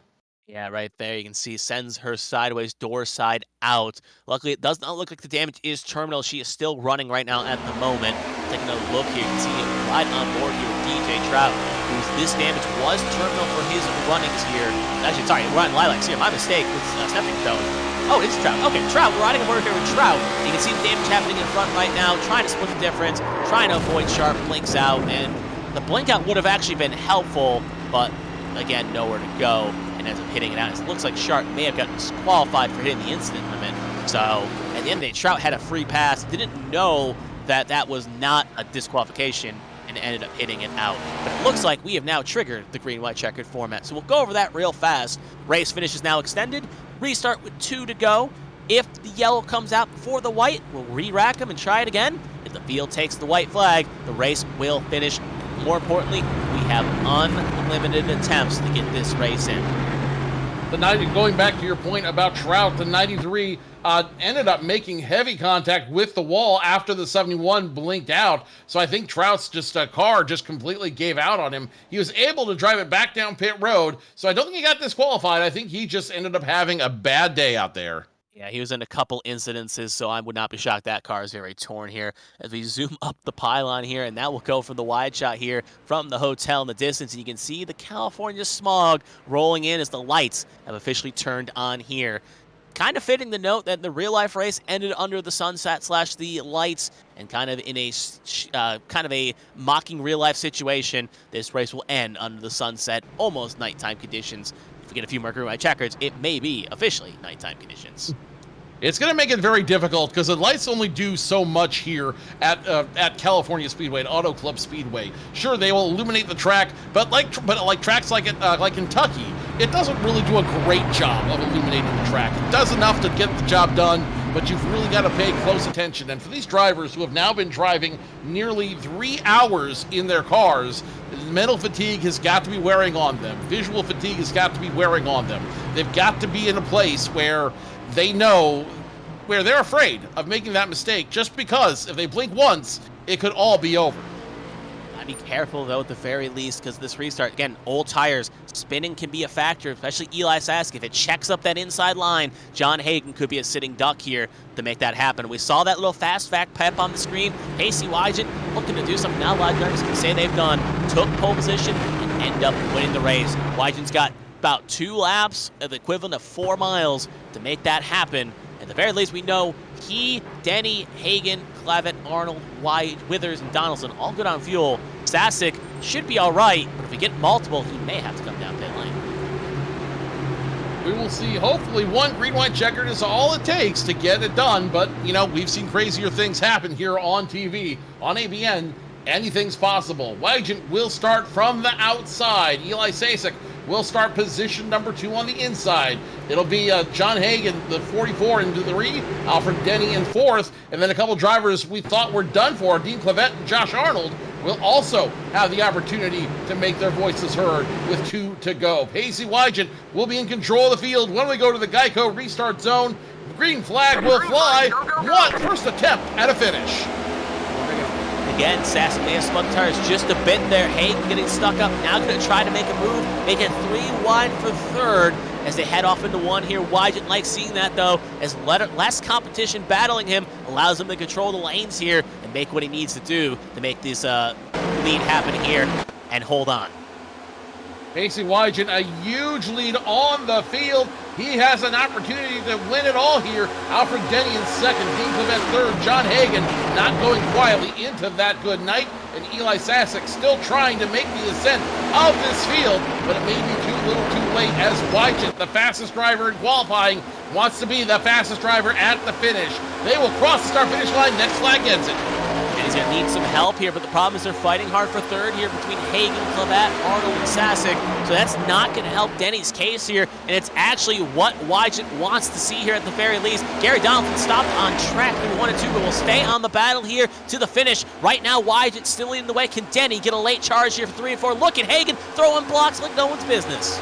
Hagen throwing a huge block to hold off Clavet. Now Clavet forcing the issue. He's going to go down low. Bump 44 off to the high side. He physically moves the 44 up high. Back up front, Pacey Wygant does it from pole to pole, from coast to coast. Pacey Wygant, your winner. Pacey Wygant takes the checker flag, takes from pole position to the win. He's one happy camper, won the championship last season, and now in a second full-time race here in the HTL Cup Series, he takes the checker flag and presumably will punch his ticket to the playoffs. So he's a very, very happy camper right now. Pacey Wygant won the last race here, I believe, or was a pole sitter at the last race here, and to win it again, a track that he's very familiar with, and he won a truck series series championship in. You know he's got to be a great feeling, and he's got to just be elated by the fact that he was able to make it all come together at the end. Yeah, very happy indeed. And again, the past 3 times they've ran here, 2 times, once in trucks, 2 times in Cup, he has been very strong. 3 pole positions, 2 wins. So yeah, definitely right now at the very least, you see a car end up flipping there. I think that was Swadsworth. But right now, that's not going to take the smile off Wygant's face. Maybe at the very least, you could say Swadsworth has the accolades at Fontana, but the driver that has the wins and success is that 00 Pacey Wygant. Burning it down at Auto Club Speedway, your winner, Pacey Wygant, the 213simware.com Ford Mustang will burn it all the way down, and he is your winner. Right, stick with us here. Oh, go ahead. I was going to say, I'm sorry to cut you off there. I was going to say he's burning it down quite hard here, and it's, again, very strong performance indeed, and going to see if he does a Polish victory lap. He's known for doing them a little bit here, but yeah, very happy indeed that driver is. Stay with us here on ABN. We'll talk to your podium finishers, go over all the details of the race, and get you set up for when we go racing next time from Las Vegas Motor Speedway.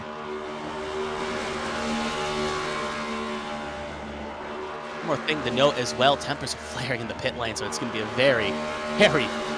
very long night for some drivers here, as they're definitely going to let their tempers down. But again, can't take that smile off Wygant, and again, don't stick anywhere. Interviews coming up shortly.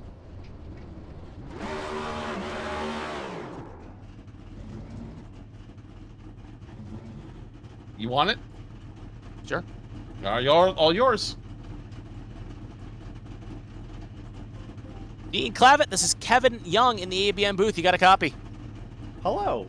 Hello, indeed. Obviously, it was a very eventful race out there. You had a good finish there, to say the least. But I guess I got a couple questions, and we'll start off kind of startly, as you kind of had a poor qualifying run, but you made it up quickly in a track that's very hard to pass. So take us through kind of that race, your perspective in those early laps, and how you made it up through the field. Just biding my time. That's all I did. Just waiting on the right situations to pop up, and survived, really. I mean, I destroyed the wall off 4, I think, at the end of stage 1, so that kind of put me behind, but it is what it is. But no, just stay patient and let the race come to me, and let everybody else wreck themselves, really. So Sometimes you got to be more lucky than good, and you made it work. Obviously, throughout the race, you were one of the biggest movers in the race, the biggest mover, and that is quickly shown on the racing surface. Obviously, stage 2, stage 3, you came out and you survived the chaos, but I guess a lot of people are going to ask about that final lap and that incident in those last couple laps. Take us to the last restart there and those last 10 laps, and how you were just kind of hanging on throughout that pack battle. Well, the only thing I'm going to say is you walk, you pay. And that's what I did, is I made him pay.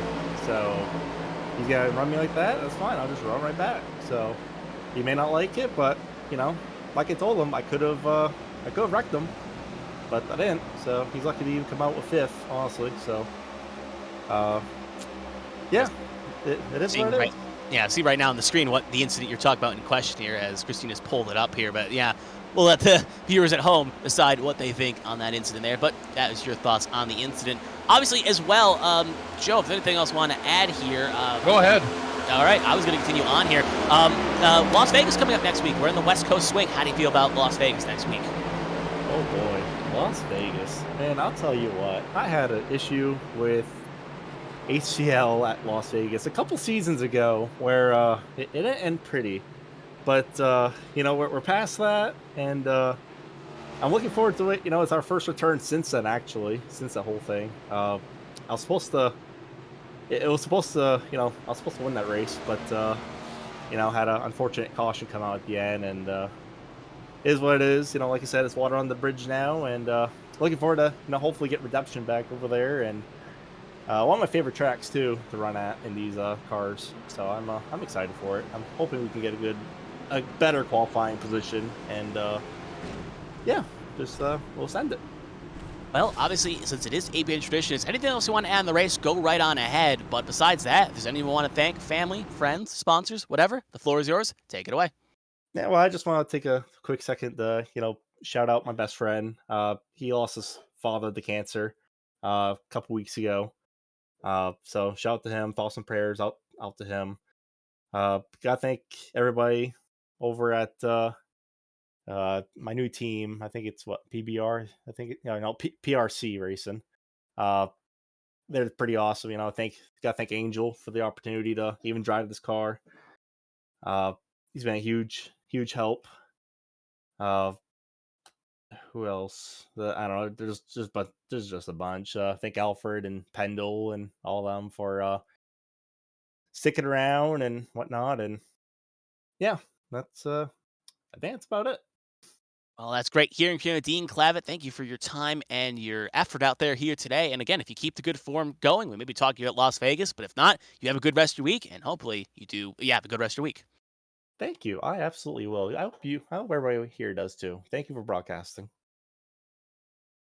Well, thank you. That was our third place finisher, Dean Clavitt, and it looks like we'll move on to our second place finisher. And Joe, why don't you hear their thoughts here?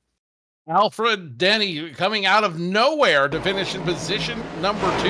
What was the secret? How did you end up working your way from what seemed like a bit of obscurity all the way up to finish second tonight? Staying on pit road during the stage 2 caution break and fixing as much damage as I could after that first wreck I was in. Without that, I don't think I would have been up there at the end. I decided I was like, let's go lap down and then see what happens from there, and it paid off. Something that hasn't been talked about very much, we talked about at the beginning of the race, was managing resources, managing the car underneath you, managing your pit stops, and being able to slowly kind of work your way up through the field through management. How much of that played out for you, and did that ultimately help your success? I think so. That was another situation where it was stage 2 when I stayed in the pits there. I didn't take the tires. I was like, let's save them for later. And then between the lucky dogs and then the last caution when I was out there all by myself, I had the time to come down, throw that last set of tires, and that definitely helped me get through that traffic at the end there of the people that stayed out. But yeah, just conserving the tires. I know some of the people in our chat were just burning them up, and it was real tough when you got back in traffic, especially if your tires weren't good. So saving those was crucial. Walk us through those last 3 or 4 laps. Or actually, walk us through the green, white, checkered finish.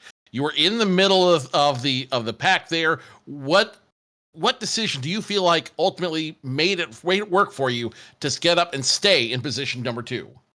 I I think Pacey staying on choosing the high side definitely helped. And then Hagen and Dean getting into a little battle back there for third. That probably kept me up there, but also made it really tough to have any kind of a shot to get by Pacey. You need some drafting help, it seems like, to get a good run here. And then yeah, just a little bit of luck to not get caught up in any wrecks at the end there. I'll take it. Who makes it work for you in the 29 team? Say again. Who do you any shout outs, anything you want to add? Microphone's yours. Just Kevin for putting everything together, and Callie, and we got a super good team here. Susie helping everybody out. We were trying to get some of the younger ones up here at the front. Selena had a really good race. Just lost it at the end there. Not sure what happened. We'll have to go back and check that replay. And you all for broadcasting, and everyone out there for watching, because HTL wouldn't be as awesome if people didn't show up to watch it every week, and all the drivers for showing up. Full fields almost. Like, couldn't be more impressed with all that. Alfred Denny, the Hounds and Grounds machine, finishes position number 2 here at Auto Club Speedway. Let's kick it back over to Kevin, who I believe has our winner. We do. Pacey Wygent led 25 laps tonight, including the final lap, and I'll hear his thoughts. Now, Pacey, this is Kevin in the QBM booth. You got a copy? I got you. Well, obviously, we'll start off with you have very successful at Auto Club. You qualify quite well. You have the track record. You almost beat the track record. So how are you so successful at Auto Club? What is your secret to make you fast at Auto Club? That's a good question. I don't know. I just love the track. Yeah, it's a blast to drive, and I've always just it's really always suited me and my driving style really well. Well, that's always something that's obviously may help you at Michigan as well down the road and some of the other tracks. Moving further on, obviously you've had an up and down day. Some points you're up, some point you're avoiding wrecks. Take us through those thoughts, kind of in the middle contusions, and how you were able just to survive this thing. I don't really know. I mean, at one point I had like 15 seconds of damage I had to repair from. Me and Blake got together a little bit on a restart there at the end of stage 1. Had to repair some damage there. And then the next time I went down pit road during the stage 2, I actually had no problem with the car. I just had to go give the binky back to the baby. So I had to sit on pit road, and I lost all my track position again. So it was all about just trying to make spots up at that point. And I think I got off strategy a little bit there towards the end of stage 2, and it kind of propelled me to the front. I think I finished, what was it, 3rd in stage 2, so I was able to stick it up there the rest of the race. It definitely felt a lot like redemption for the finale of last season. So yeah, indeed, definitely a good redemption arc there. Definitely evacuates some of those demons. Moving on further, obviously we saw you come in at lap 100 and you made those fresh tires work. So take us through that strategy call there and those green-white checkered attempt there from your eyes, making that 4-tire strategy work out to perfection. Well, it was quite hard for me to come down pit road there. Last season I went down pit road and I ended up finishing 2nd because I had to make up all the track positions. So I was hoping it wasn't going to be a repeat of that, and luckily it wasn't. I was able to just come out on top, and it was a really hard decision to go down though. It was just all about finding the right line at that point and to keep myself going forward rather than stalling out, losing momentum. Obviously, since it is green white checker, thoughts on the green white checker there? How you were just able to pull away there as well? Well, I knew that Mr. Hagen had fresh tires with me, and I knew he was probably my strongest contender there for the end. So if he would have restarted 4th, I would have picked the inside. I just knew I could not have him directly behind me. It probably would have been a better race to the end, but it definitely would have been not as beneficial to me. So at that point, I just had to kind of do what I needed to do to hopefully secure the win. But green white checker, it was awesome just being able to pull away. I'm glad to see Denny and Clavitt up here on the podium too. It's kind of cool. Well, that's good always to see, and obviously you took great victory there. Obviously, since this is ABN tradition, if anyone want to thank family, friends, sponsors, the floor is yours. Take it away. Yeah, I got to thank Bobby Blowers for the paint scheme, CCR for pulling me back on board,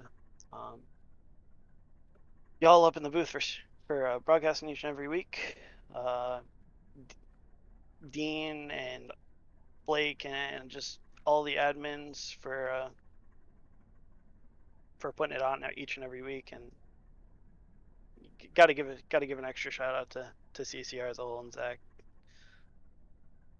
Well, quite indeed. Great to hear your thoughts on that. Go enjoy the race victory, Pacey, and obviously if you have a good run next week, maybe we'll be talking to you as well. But if not, take care and have a good rest of your week.